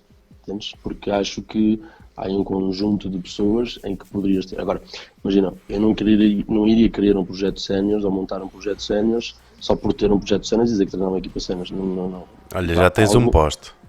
O Luís está a dizer que voltava. O Luís não voltava. Ele agora tem que meter o filho a treinar. A jogar, exatamente. Encontramos na bancada. Não, mas eu acho que eu vejo importante isso, haver a referência. Para mim é importante o seguinte: eles até podem não ganhar um jogo, desde que se esforcem dentro de campo, não agridam ninguém, tenham boas atitudes. São sempre, por exemplo, eu acho que, por exemplo, em Viseu nós perdemos muito quando deixámos de ter o pavilhão do Fontelo para treinar. do género. Quando houve a mudança do Fontelo e houve as obras do Fontelo, antigamente nós tínhamos o Fontelo, estás a ver, estava a treinar uma equipa de sub-14, depois vinha a equipa de sub-16, sub-16 vinha a X, e como se treinava as duas equipas, uma não tu Exato. lembras-te bem, Sim. treinava as duas equipas. E aquilo eu entrava em júniors, eu ia ter treino, acabava de ver o treino a seguir. Eu acabava o meu treino, tomava banho, ficava a ver 10 minutos do treino a seguir. E estávamos sempre a ver, meu, e era basquete, e tu respiravas basquete, e o gajo dos séniores fez aquele movimento, e aquilo, e não sei o quê, e era importante para nós, meu, e era importante para nós. Quando nos tivemos que dispersar e meter a treinar naquela escola, naquela, por questões da cidade, por questões logísticas da Câmara e tudo isso, perdemos muita identidade. Muito. Deixámos-nos ver como treinadores do género. Eu não consigo ver o trabalho do meu colega, eu não aprendo com o meu colega não aprende comigo, não vemos ninguém, não discutimos basquete, não trocamos opiniões, não nos encontramos e perdeu-se muito. É por isso que eu acho que, por exemplo, o Gica tem uma vantagem e os clubes que têm pavilhão próprio têm uma vantagem muito grande, que é conseguirmos estar no mesmo sítio, respirar, nossa casa, pá, é importante. Pá. Por exemplo, o vosso pavilhão nunca foi nada especial, mas era a vossa casa e ganhar-vos lá era fodido. Pois é, e Era mesmo assim. no Fontelo também era muito complicado, porque aquela tabela junto à parede, mano, atrofiava, que era uma coisa por demais. Era uma junto à parede, a outra no meio do pavilhão, mano, tu estás louco, quantas vezes... E depois as linhas, mano, as linhas laranjas, quantas vezes eu não recebia a bola fora de campo? Estás a brincar, mano? Mas isso é que tu não trabalhavas bem, meu. Não trabalhavas durante a semana, não trabalhavas com muitas linhas. Eu estava habituado a trabalhar com linhas brancas e azuis, pá. Andava ali com linhas laranjas, com uma tabela no meio do campo e a outra encostada à parede. E quantas vezes não fui contra aquela parede? Vocês de certeza que ainda mais. Mas foram bons tempos. O pavilhão de Fontelo era mítico, O pavilhão de Fontelo era mítico. Eles viveram-se aqui bons momentos. Deixa saudades. A parte mais gira, eu acho que a parte mais gira é que, embora houvesse uma grande rivalidade entre nós, principalmente os dois clubes, o Guimarães e o CDC, nós criámos grandes amizades, pá. Sim. Isso é que não é mais giro. Isso digo-te uma coisa, eu tenho a sorte de tudo. Pá, eu sou muito agradecido ao basquete e eu devo muita coisa ao basquete, muito mesmo, porque a maioria das pessoas que eu conheço e que me dou, pá, eu conheci no basquete. E fui muito feliz e sou muito feliz. E mesmo pais de atletas, certamente tens pais que te criam problemas, como é óbvio, mas também tens pais que te marcam para a vida. E eu sou um desses exemplos, meu. Eu tenho muita gente e devo muita coisa, muito mesmo, ao basquete. E foi importante para nós. E os amigos, as histórias, jogar com vocês, eu lembro perfeitamente que nós em Tondela até ganhámos o jogo, empatámos um jogo e vocês ganharam e foram vocês que foram apurados não sei para onde, mas estávamos a minha equipa e o Tondela a chorar e o caralho, foi vocês é que passaram, pá, não sei. Foram alguns e bons momentos da nossa geração e que acho que também nos compete a nós passar isso para os nossos descendentes, filhos ou filhos dos outros e esse gosto. Porque acho que das coisas boas que têm os desportos coletivos é as amizades que ficam. E depois ainda é isto que o Luís está a dizer. A verdade é que nós jogámos muitas vezes como rivais, mas depois o Luís chegou à universidade e jogámos juntos. E conhecíamos-nos bem em campo, que ainda é mais giro. Estávamos habituados a jogar uns contra os outros, conhecíamos-nos muito bem em campo. Sim. Ora, mais uma vez, agradecer aí à malta toda antes de continuar aí com as perguntas. 22 pessoas, incrível. Quem ainda não deu follow, está aí um coraçãozinho. Acho que o Luís ainda não deu. Está aí um coraçãozinho para dar follow. Quem quiser fazer perguntas e não tiver conta tem que se registar e entrar aí no chat e fala connosco. Estão à vontade para fazer perguntas. Não se esqueçam, o Basketcast está disponível. Ora, aí está o follow. Muito obrigado, Luís. É porque assim vais receber avisos quando houver mais Basketcast e de certeza que eu vou convidar mais vezes o Sérgio, porque é uma amizade muito grande e o Sérgio é um excelente falador. Como eu estava a dizer, estes podcasts vão depois sair no YouTube, no Spotify, depois de lhes dar um jeitinho, vai aparecendo por aí. Continuando então, tenho aqui uma pergunta do Luís. Pergunta-lhe como está o sonho de representar como agente ou o primeiro português a jogar na NBA, né? Sim, já foi uma ideia. E, pá, tenho trabalho com muitos atletas, neste momento trabalho com alguns atletas. Eu neste ano também estava a trabalhar numa empresa chamada Sun Live, que trabalhava com atletas que vinham do estrangeiro para trabalhar em Portugal, estavam a jogar em alguns clubes aí espalhados em Portugal. Trabalhavas a nível técnico. Tenho aquele objetivo de ser um dos treinadores que pode contribuir para um jogador poder chegar à NBA. Tenho esse objetivo. Agora, pá, não é fácil. Pá, e ser um dos que vai contribuir. Nunca és o treinador que forma o atleta que vai para a NBA. Não. Ser um dos que possa contribuir com alguma coisa para algum atleta poder chegar a um ponto mais alto. Mas cada vez mais, imagina, uma coisa é quando tu sonhas com 18 anos, agora com 33 tu sonhas um pouco mais real. Não deixas de ter isso como intenção, mas eu trabalho para todos os atletas para serem o melhor possível, entendes? Se o limite dele é chegar à Liga Portuguesa, é chegar à Liga Portuguesa, e desde que seja feliz e consiga lidar com isso, para mim está perfeito. Se tiver, para mim o que me custa é aquela situação de que podíamos ter dado mais, ou podíamos ter trabalhado mais, ou podíamos ter feito outras coisas. Outras coisas não é possível. Agora, o teres dado mais, não aceito muito bem. Não aceito muito bem. E por isso tento dar o melhor de mim a cada dia para tentar ser melhor, ou o melhor possível. Mas continuamos na luta. Ok. Na luta. E achas... Pode ser o filho dele, se for grande. Pois, exatamente. Em princípio será... Podemos começar a treiná-lo já, Luizinho. Podemos começar a treiná-lo já. Olha, eu ia-te perguntar se achas que há mais propensão, até porque dentro do que eu tenho visto tem acontecido mais vezes, e a verdade é que tivemos a Tisha durante muitos anos na WNBA.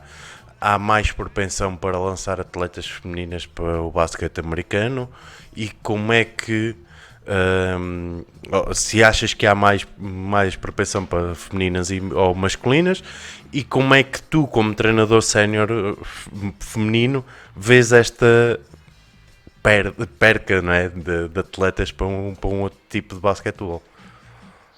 Não, eu acho que no masculino só falta termos um que chegue lá. Depois de um chegar lá, e muitos a seguir, não digo muitos, mas muitos a seguir vão trabalhar para tentar chegar lá. Entendes? Pelo exemplo, não é? Mas eu acho, sim, pelo exemplo. Por exemplo, é incrível. Nós temos um documentário na Netflix do One in a Billion, do indiano que quis chegar à NBA e não conseguiu. Ainda esteve numa equipa, depois não acabou por não jogar. E é incrível o que ele conseguiu fazer na Índia, porque muitos jogadores atrás dele sentiram o gosto de tentar ser o primeiro a conseguir chegar lá. E às vezes basta estar, como o Yao Ming que foi na China, do género, o Yao Ming entrou na NBA e depois os chineses, houve uma data deles a querer seguir o mesmo caminho. Nós falta que alguém consiga chegar lá. Depois de alguém conseguir chegar lá, eu acho que mais vão tentar seguir esse caminho, esse exemplo. Agora, eu não sei a nível do número de atletas e qual é que é mais fácil, qual é que é mais difícil. Para mim, eu acho que temos mulheres com capacidade para poder chegar também à WNBA, homens com ideia, e cada vez mais atletas jovens foram para universidades nos Estados Unidos, estão a tentar entrar em universidades nos Estados Unidos para tentar chegar lá, e eu acho que esses ainda podem não conseguir chegar à NBA. Temos o Nemias, que poderá ser a primeira pessoa a chegar em Portugal, só que ter o corpo do Nemias não é fácil, teoricamente não é muito fácil. Mas acho que outros a seguir podem trabalhar para sonhar com isso, e mesmo que não cheguem à NBA, que cheguem a uma liga espanhola, que cheguem a uma liga grega, e que cheguem mesmo à nossa liga, que para podermos crescer a nossa liga será importante que muitos que tenham a ilusão de chegar aos grandes campeonatos europeus joguem na nossa liga, e portugueses, que também é importante. Sim, nós tivemos o azar na altura do Betinho, que se falava de que o Betinho pudesse chegar à NBA, e o Carlos Andrade, e depois o Betinho acabou até por sair para a segunda Liga Espanhola, né? E perdeu-se um bocado essa vontade ou essa ideia de ter uma figura, mas agora com Nemias, esperemos. Achas que ele poderá mesmo chegar lá? Sim, eu acho que sim. Eu estou convencido que sim. Por exemplo, imagina, isto para nós tem sido importante, por exemplo, o exemplo. Nós no GIC há dias tivemos uma conversa aberta com o Rafael Lisboa, o filho do Carlos Lisboa, para os nossos atletas, que foi muito importante. E, por exemplo, os atletas estavam lá todos entusiasmados a querer fazer perguntas, e como é que se chegou aqui, como é que se faz ali, aqui, e ele usou como referência o Betinho, não é? por exemplo, o Betinho não conseguiu chegar à NBA, mas como colega de equipa, parece-me, ou o que ele disse, afirmou, para o Lisboa, o Betinho é uma referência. E para nós é importante que o Betinho também esteja cá e que seja uma referência para o Rafael Lisboa, e de certeza que está-lhe a dar conselhos para ele poder ser o melhor possível e a melhor versão dele. E assim sucessivamente. O Carlos Andrade também parece-me que ele faz um pouco esse trabalho e temos essas referências. E se passarmos a conseguir fazer isso mais vezes, com mais atletas, usando também as referências daqueles, por exemplo, eu consegui estar e tive o gosto de estar com um atleta como o Marçal, que é um exemplo, mesmo no treino, e é incrível. E aí tenho pena que ele não siga como treinador. Pronto, se calhar a vida está a levar para o outro lado, mas seria importante ele também seguir como treinador ou poder estar mais perto dos jovens para tentar influenciar a ser um novo Marçal ou a ser melhor que o Marçal, esse tipo de coisas. Pode ser que eu consiga convencer. Sim. Eu ando a tentar falar com ele para ver se também eu trago aqui um Basketcast. Ele e outros, como o Elvis, acho que é malta de referência para o basquetebol e que deviam de estar mais envolvidos. O Elvis começou na Covilhã. É verdade, é verdade. Eu ainda joguei com segundo sei, eu não segundo sei. Eu ainda tive o prazer de ver o Elvis chegar. O Elvis eu posso-te contar assim muito rapidamente a história. O Elvis veio de Cabo Verde, se não estou em erro, para a Universidade da Beira Interior e aparece de repente a jogar um 3x3 que nunca tinha jogado basquete. Atenção, ele nunca tinha jogado basquete e aparece a jogar um 3x3 com o Ranito. Na equipa do Ranito, estás a ver? E ele limpa o 3x3, como é óbvio, tens um gajo de 2,10 m enorme lá dentro. E depois começámos nós, entre a malta do CDC, a ir jogar um bocadinho com o Elvis para as escolas e até lhe incutirmos a coisa de jogar basquete. E, entretanto, ele depois começou a treinar connosco no CDC e posso-te dizer que os primeiros meses dele foi a aprender a correr e a driblar. Claro, sim. Porque o resto, o homem estava lá dentro, a jogar dentro de campo, metias lá a bola, ele desenrascava-se. E depois, a primeira vez que joga um universitário, é visto pelo scouting do Futebol Clube do Porto e anda cá. Claro. Logo, é óbvio. Com um jogador daquela estatura em Portugal, aparecem muito poucos. Aparecem mesmo muito poucos. Sim, eu tenho alguma pena que nós clubes não consigamos que essas pessoas, mesmo não sejam profissionais ou não serem treinadores, que não estejam mais ligados aos clubes para a formação e conseguirem captar, entendes? Por exemplo, eu posso-te dizer, em Mondariz, no Campos António de Miguel, para mim foi muito importante ver a interação que tinha o Fernando Romay, não sei se sabes quem é o Fernando Romay, como pessoa é incrível e depois tem 2,15 m. E depois, como pessoa é incrível, a interação que ele tinha com os atletas, toda a gente queria ser o Fernando Romay. Percebes? Os miúdos. Romay, onde é que tu andas, meu? Romay, onde é que há Romay?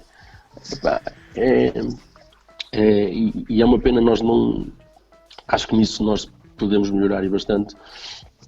Mesmo que essas pessoas não sejam profissionais do basquete ou não sejam treinadores, chamar essas pessoas para chamar mais atletas. Porque...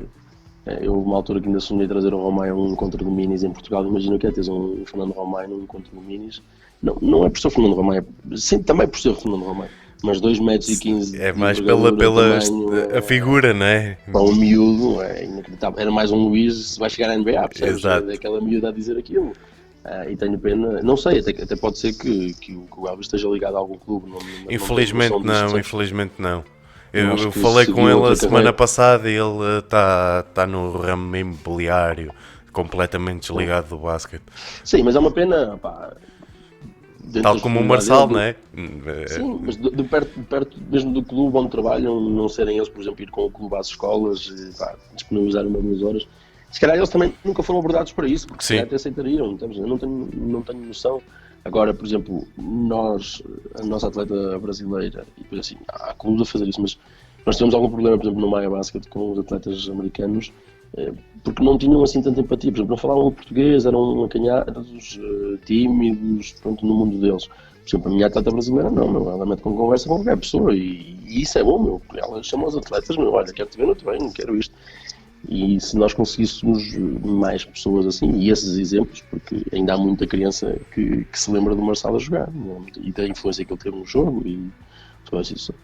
Pá, e não sei até que ponto nós estamos a conseguir aproveitar essas pessoas, e acho que era importante. Pá, mas pronto, é um ponto a melhorarmos. Sim, senhora. Antes de fazer aqui mais umas perguntinhas, agora que falaste no Discord, Bruno, quem quiser juntar-se ao Discord, está aí, exclamação Discord, podem juntar-se, falar comigo, se quiserem convidar malta, se quiserem saber de mais informações sobre estes podcasts, estão sempre disponíveis. Já agora também explicar-vos que já estão aí os pontos do canal, os cestos programados, e vocês, perante o tempo de visualização e os hosts, vão ganhando, e as subscrições e doações e bits vão ganhando os cestos, que podem depois trocar, deem uma vista de olhos. Neste momento já está disponível, podem utilizar, estejam à vontade. Serginho, que tipo de preparação é que fizeste com as tuas atletas para esta paragem, ou o que é que estás a fazer? Pá, a minha maior preocupação quando isto acontece, nós treinamos treinamos numa quarta-feira, em que basicamente já com aquelas normas de segurança, ou algumas normas de segurança, que só treinaram os 2 escalões séniores. E a partir dali, a minha primeira preocupação quando o Estado manda-nos estar todos em casa foi a nível emocional, do género, a nível psicológico, que é. E eu simplesmente, na primeira semana, mandei coisas para elas verem, que eu achava que eram importantes. Algumas séries de Netflix, alguns TED Talks que eu achava importantes a nível de liderança, comunicação, espírito de equipa, fazê-las também entender a parte do papel do treinador, fazê-las pô-las também na parte de, se fossem elas tiverem que tomar essa decisão, e elas perceberem um pouco mais as decisões do próprio treinador. Depois da primeira semana, o clube estruturou algo, porque para mim também foi uma mudança muito importante, que era, eu na primeira semana andava aqui como pessoa em casa, normal, via os meus clínicos, via as minhas formações como treinador, que gosto muito de as ver e aprender, continuo a gostar muito do meu tempo em que tenho para aprender, só que eu perdi o sentido da vida, meu. Eu andava aqui, tipo, eu via os meus clínicos, andava, epá, mas eu não estava feliz, meu. Eu não estava.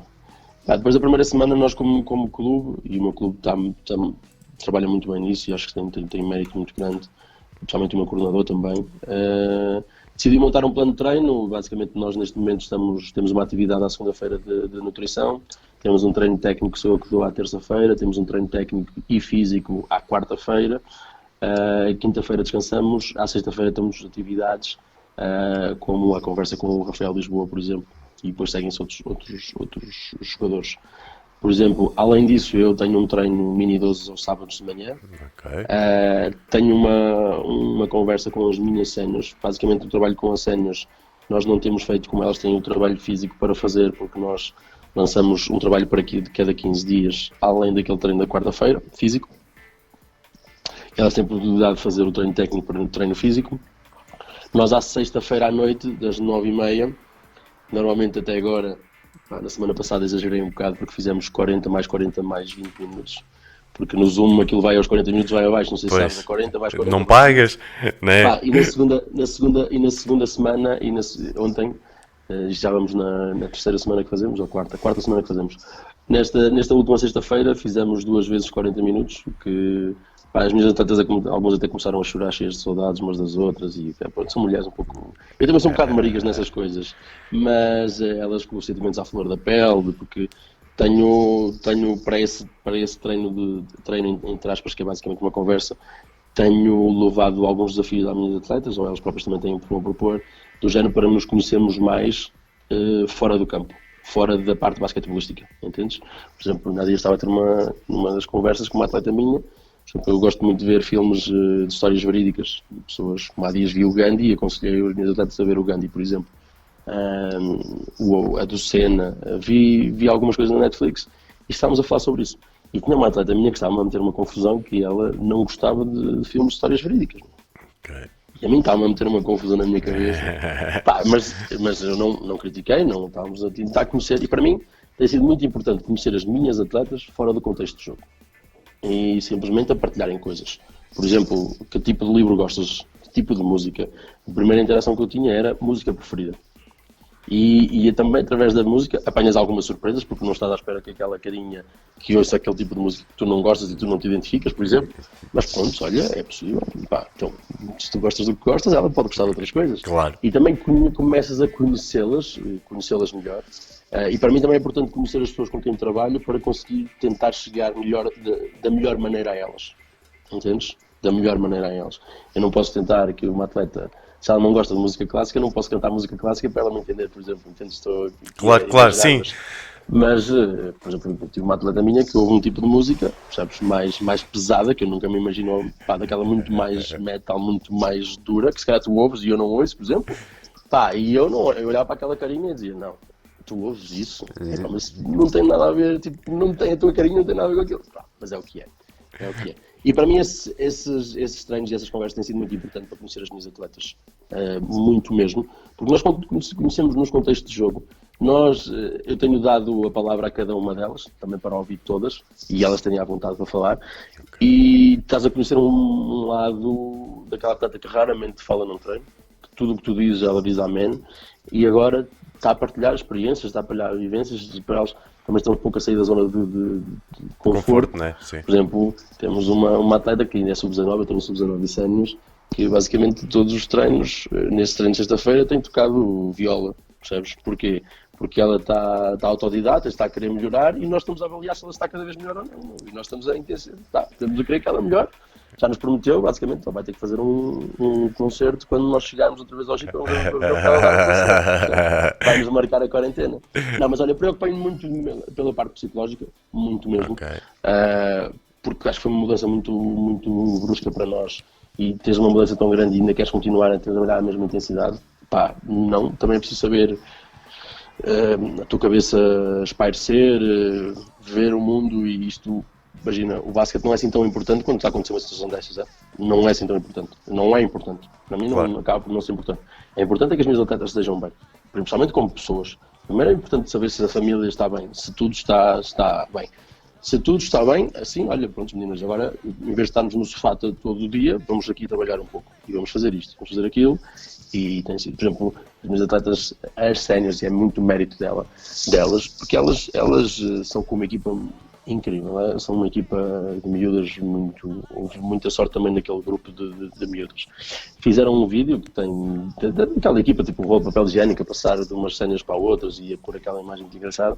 Pá, e tem o recorde de visualizações do clube, 3.000 e tal, uma coisa assim, pá, Ok. inédita, porque pá, também são figuras, são miúdas muito entusiastas e sentem o clube e a formação, e tem sido muito importante toda essa dinâmica dessas miúdas.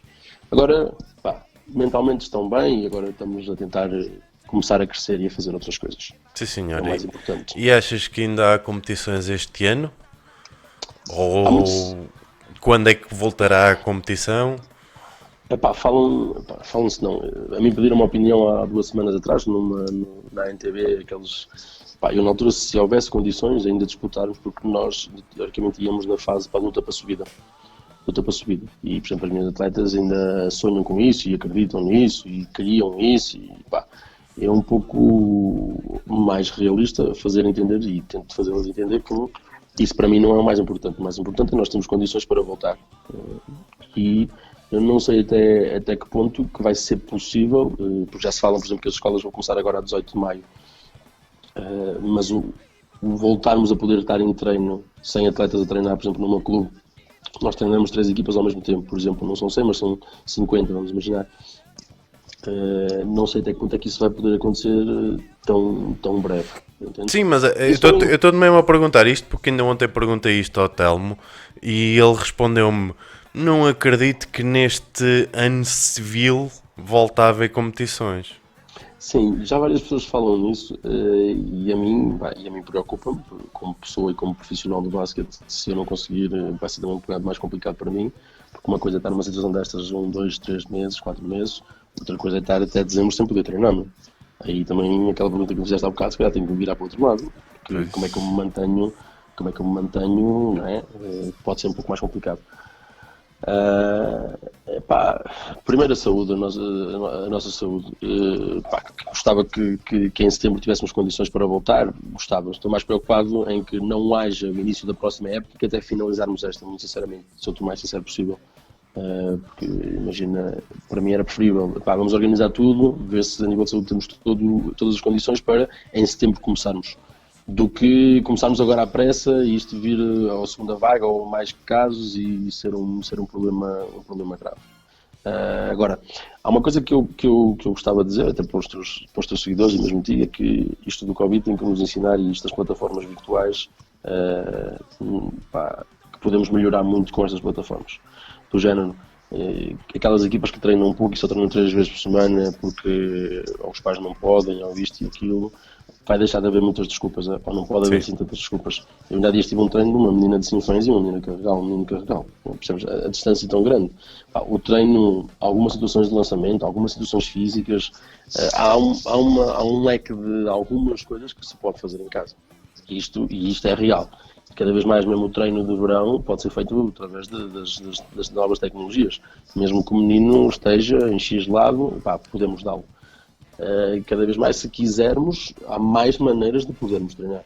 Há mais maneiras de podermos treinar. E acho que isto nos vem também ensinar Abrir isso. os olhos, não é? Sim, Eu cheguei muito cedo cheguei a essa conclusão, que isto, embora seja uma coisa trágica e sim, nunca antes vivida, serve para, principalmente para os clubes, para as pessoas, para as empresas abrirem os olhos e verem que a maneira como nós vivemos as coisas nem sempre é a mais correta. E podemos sim. fazer muito mais e melhor. Temos que nos reinventar. Meu. Imagina, por exemplo, dar um treino em pavilhão nunca é a mesma coisa que dar um treino via Zoom e estar aqui. Pronto, Claro. imagina.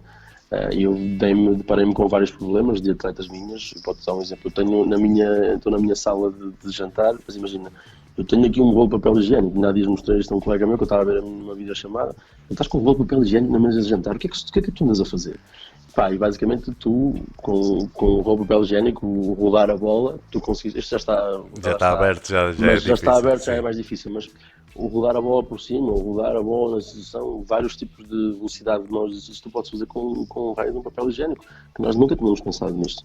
Porque a minha própria namorada também é jogadora e, por exemplo, há dias na conversa diz, não tenho bola em casa. Se não tens bola em casa, mas isso não é que é possível, um jogador basta ter bola em casa. Pois. Mas tu vens a perceber que há várias pessoas que até não têm bola de casa. Por exemplo, eu tenho mais de 30 bolas em casa e todas elas estão furadas, meu. Juro por minha saúde, eu tenho mais de 30 bolas em casa, algumas delas andam ali no jardim para dentro do meu cão, andava a roer as bolas e não sei o quê, mas todas elas estão furadas, meu.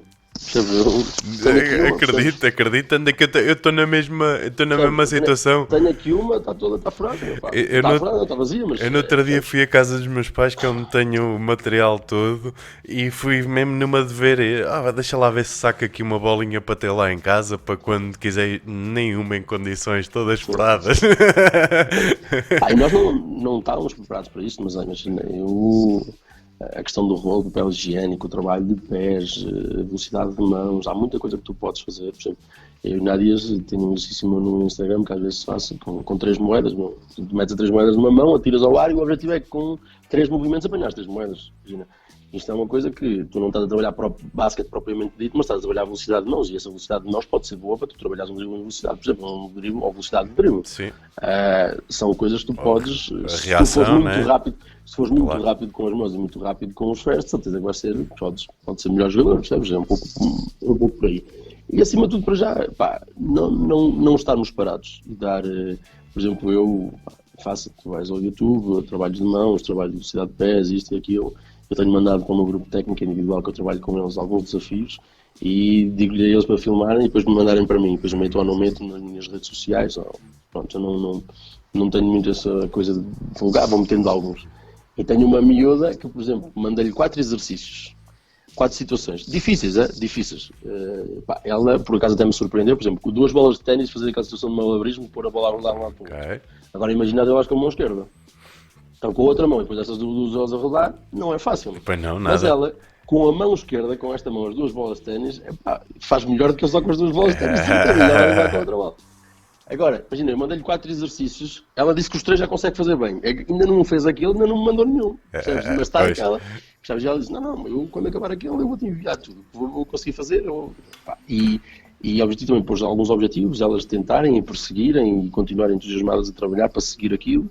Porque também tive atletas que me disseram, mas isto é difícil. E eu disse, pá, olha, se fosse fácil também é Exatamente. que andamos aqui a fazer. Não é Mas desafio, né? Se não fosse fácil, não era sabes, desafio. sabes, para mim está-me a custar alguns colegas treinadores não quererem ter, não terem alguma atividade com as equipas, está-me a custar muito, porque acho que nós não temos a percepção ou não temos a noção da importância de que nós representamos também para a nossa equipa e o que representa não só nós treinadores, mas sim o estar em equipa para os miúdos. Porque imagina, as minhas atletas séniores não é importante eu estar no outro lado da cama, mas Sim. estarmos todos como equipa é importante. Porque verem a colega e mandarem a piada, isto e aquilo, eu não tenho dúvida. A parte das relações, não é? Sim, e mantermos-nos como uma equipa, não. Aquele momento é da nossa equipa. Aquele momento é nosso.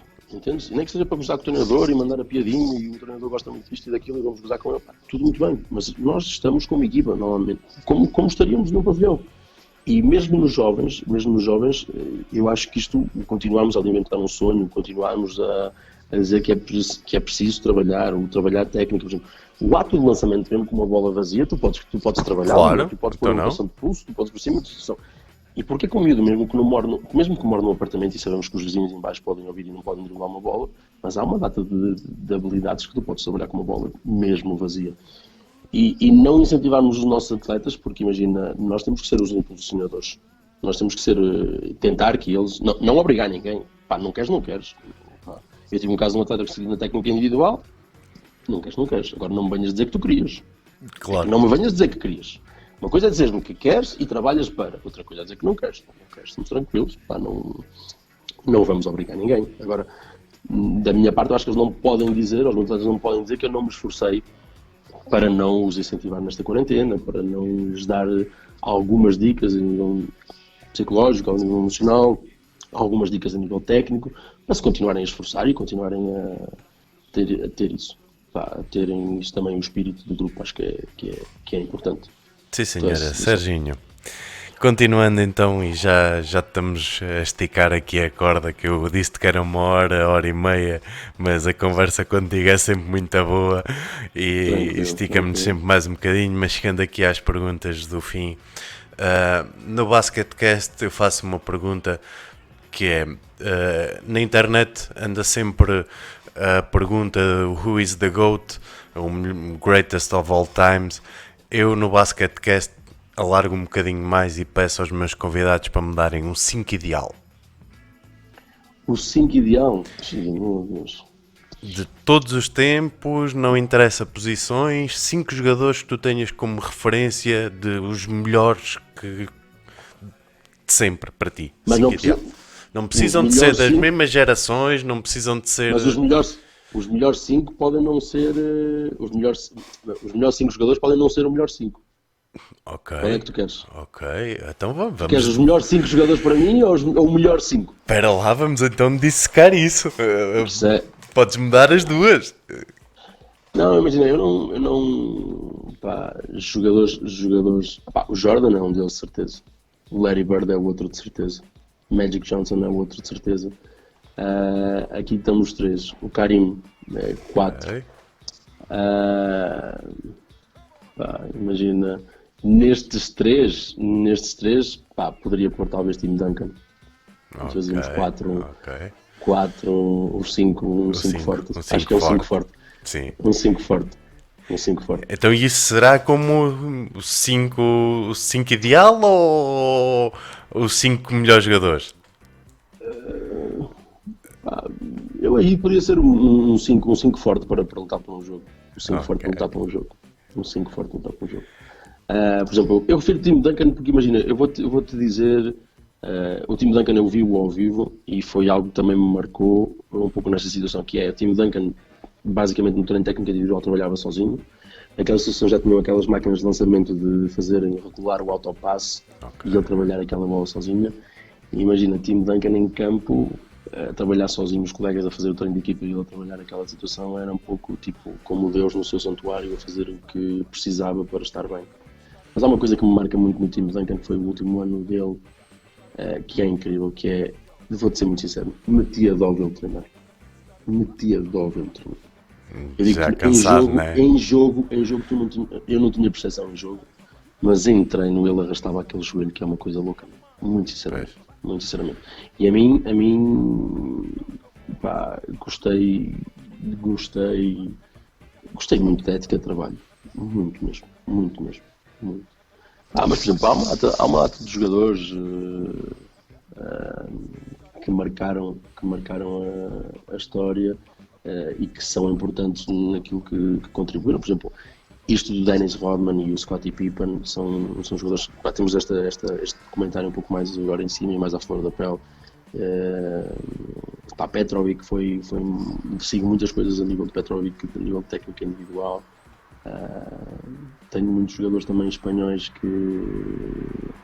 que gosto, mas tenho o grego, o Diamantidis, tenho o base da seleção grega, o Careca, como é que ele se chama agora? O Spanulis? Já, o Spanulis, sim, o Spanulis. Tenho o próprio LeBron, não? Eu pensei que tu ias começar pela discussão entre LeBron e Jordan. É, Acho que são tempos diferentes, as defesas também estão diferentes. Jordan, acho que é Jordan. LeBron tem algum mérito também nos números que tem estado a ter, mas os tempos são diferentes. eu- A mim, há um jogador que, por exemplo, tu és capaz de não conhecer, ou que eu vejo como uma referência, que é o Oscar Smith. Não sei ok. se te lembras, o Oscar Smith, um brasileiro. Sim, Acho que sim. nunca jogou na NBA, mas tem uma palestra muito interessante com a seleção brasileira de futebol, que é, antigamente chamavam-no Mão Santa. E ele diz Mão Santa ao caralho. Eu estou a dizer as neiras aqui.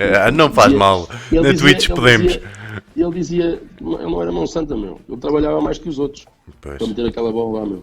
E ele tinha uma coisa, ele dizia nessa palestra que ele não queria saber o resultado, meu. Dá-me essa bola, dá-me espaço que eu atiro essa bola, meu. Mas eu nem quero saber quanto é que está o jogo. Estamos a perder por 30, estamos a perder por 40, estamos a ganhar por 30, dá-me espaço, dá-me essa bola que eu atiro essa bola. E perceber que esses jogadores foram importantes na sua época e na sua área, e acho que é muito importante. Ginóbili também é outro, meu. É incrível. O próprio Kobe, e com a morte do Kobe, conhecer um pouco mais da história aprofundada do Kobe como atleta e a nível de mentalidade. Uma das coisas que me marca muito a morte do Kobe é que eu tinha uma daquelas palestras do Kobe. Tinha uma daquelas palestras do Kobe que tu sacas do YouTube, daqueles vídeos que ele marca aquelas bolas todas, e que fala muito daquela altura em que o Kobe estava lesionado e partiu um dedo, e ele disse que continuava a jogar e continuava a jogar. Situações daquela que ele vai treinar de pijama porque o clube proibiu de estar a treinar com o equipamento, e ele vai treinar de pijama, né? São coisas que me marcam. E eu acho que há uma coisa importante, acho que é uma coisa muito importante de retermos. Há coisas que nós podemos reter de todos os jogadores. A capacidade mental é de certeza que é uma delas, precisa ser realmente muito forte para conseguir superar todas as adversidades. Hoje aquilo que nos ensina muito o Phil Jackson, a importância de tu conseguires adaptar aos jogadores, o Will ter abdicado de Dennis Rodman de 48 horas porque ele teoricamente precisava de ir fazer não sei das quantas e voltar. É algo que imagino o Sr. Greg Popovich também a fazer. O Sr. Greg Popovich na altura disse-me e dizia que o menos é mais, e que muitas vezes quando ele sente que a equipa está num desgaste muito grande, em vez de dar um dia de folga, dá dois. Em vez de dar um dia de folgas, dá dois. E essa mentalidade às vezes não existia antigamente, podias trabalhar. Às vezes não é bem assim. Quando nós estamos a entrar num fundo ou num poço sem fundo, o saber acalmar, pensar de outra maneira, o refletir, o processo, nós treinadores também, não tem que ser nem o caminho que nós tínhamos planeado, e podemos também mudar de caminho, refletir sobre o que nos está a acontecer, e isso também é importante. E acho que é Diaw, por exemplo, ver Diaw e Kawhi a treinar, a maneira diferente deles. Por exemplo, o Boris Diaw marcou-me imenso. Primeiro porque era gordinho, eu identifico os gordinhos. Pois. Tem aquela figura, muito sinceramente, tem aquela figura. E vê-lo treinar, e ele foi muito importante no Spurs, na época do Spurs. Eu acho que ele foi muito importante, realmente muito importante, naquele papel, que sabia o papel dele. Opa, e é um cómico, meu. É um cómico e era incrível vê-lo treinar também um pouco na brincadeira, entre aspas, no treino técnico e depois passar à parte séria. Opa, e o Kawhi Leonard parece que nunca se dá um sorriso e teoricamente nunca dá um sorriso, muito sinceramente. Opa, mas é uma máquina de trabalho que é uma coisa inacreditável. Há muitos, meu. Há muitos exemplos, meu. Pá, o Iverson marcou também uma geração e acho que também foi muito Exato. importante uma geração, da maneira como quis. Até o próprio Cheque, né? Até o próprio Shaq, há dias estava uma discussão, estava a ver um artigo que estava a dizer que o Shaq podia ter sido o jogador mais dominante se tivesse ficado nos Lakers de todos os tempos. Sim. Pá, aquele físico, aquela envergadura. Agora, o que me faz pensar é que às vezes o Scottie Pippen, nesta chatice que ele queria, que eu não tinha noção, não? Eu não conhecia, também na altura também era muito novo, eu não via NBA, que o Pippen tinha um contrato dos mais baixos da NBA e era dos melhores jogadores da NBA. E fazer-nos entender que às vezes os nossos, ou o que eu tiro disto, que é os nossos objetivos pessoais, que temos que os ter, não é? Que temos que os ter, às vezes prejudicam a equipa. Mas também temos, sem objetivos pessoais também não. Claro. Ele aqui, agora, se ele não tivesse entrado, se calhar naquela polémica, ou se a direção também o tivesse ajudado um pouco mais, se calhar estaríamos a falar num Bulls imparável a nível de títulos, não é? A nível de título. Sim, mas olha, não vamos abrir aí. Não seja spoiler para a malta ir ver. Que eu já vi 2 episódios e já me estás aqui a mexer outra vez para ir ver o terceiro. Não, epá, é muito bom. Eu vi o terceiro e quarto hoje. Eu ainda não vi, ainda não vi. É não muito sejas bom. mau. Aconselho-te a ver, aconselho-te a ver. Bom, Mas diz. Serginho, para acabarmos, vou-te fazer uma pergunta de um 5 diferente, que é o 5 de quarentena. O que é que eu quero com isto? 5 de quarentena. Quero um filme, uma série, um livro, uma banda e um prato que tu recomendes à malta que está em casa. Olha, filme podia-te dar vários, mas há um que me marcou, o do Gandhi. O do Gandhi, a história do Gandhi está na Netflix, é um filme antigo, mas como história de vida, pá, marca-te. Mas eu posso-te aconselhar o do Gandhi, o Invencível, pá, mais filmes. O próprio documentário do Senna, para mim, também é marcante como Ok. desporto. Então, mas filme ficamos com este. De Gandhi como história de vida é inacreditável. É assustador o sentido da vida daquele senhor e como ele o executou, para mim é inacreditável. Uma série, The Last Dance, se formos a falar de basquete, se formos a falar de basquete, aconselho muito a nós treinadores vermos o da Fórmula 1, porque mostra-te um lado das equipas que eu propriamente não conhecia, eu raramente vi Fórmula 1. Um livro, pá, podíamos falar, o Sr. Hermínio Barreto aconselhou um na coleção de basquete na Clínica de Cantanhede no ano passado, quando ele foi à apresentação do professor António Paulo, de um livro dele, chama-se Caixa Negra. Foi um livro que eu naquele dia, aquele senhor, não sei porque, não é pelos cabelos brancos, aquele senhor tem uma sabedoria que ele começa a falar, pá, e para mim não sei porque arrepia-me, há qualquer coisa ali naquele senhor que estás a ver quem é o Sr. Hermínio Barreto? Sim. Pronto, e o senhor aconselhou um livro chamado Caixa Negra. E eu tive que comprar aquele livro, eu ainda estava no auditório, mandei a minha irmã comprar o livro, porque eu estava maluco, eu tinha que ler aquele livro, vocês estavam a aconselhar, eu tenho que comprar o livro. E devorei o livro e tem uma perspectiva muito interessante. O livro é do Matthew Seed? Sim. Ok. Vou mostrar aqui à malta, já agora. Deixa-me ver se é que eu posso estar. Vê lá, espera-te aí a live, tu estás a ver, não? Não, estou a ver só a ti. Vê lá agora. De certeza que estás com delay. Ai, tu só me vês a mim. Pois é, espera lá. Eu estou no Hugo, tu não estás a ver a live. É uma capa laranja com um avião de papel. Sim. A verdade Sim. Surpreendente sobre o sucesso. Não desligues isso. Não vale a pena. Sim, não vale a pena. É esse. Pronto, volta. Mas esse senhor também, Matthew Shred, não é? Exatamente. Tem um livro chamado também Bounce, ou Procurei Bounce, não é o mesmo. Também muito interessante. Esse livro é muito interessante para treinadores porque fala que basicamente ele diz que não existe talento. E conta aí várias histórias de que o talento tem a ver com o número de horas que tu passaste, direto ou indiretamente, a fazer aquele gesto técnico. Sabes que Direto ou indiretamente.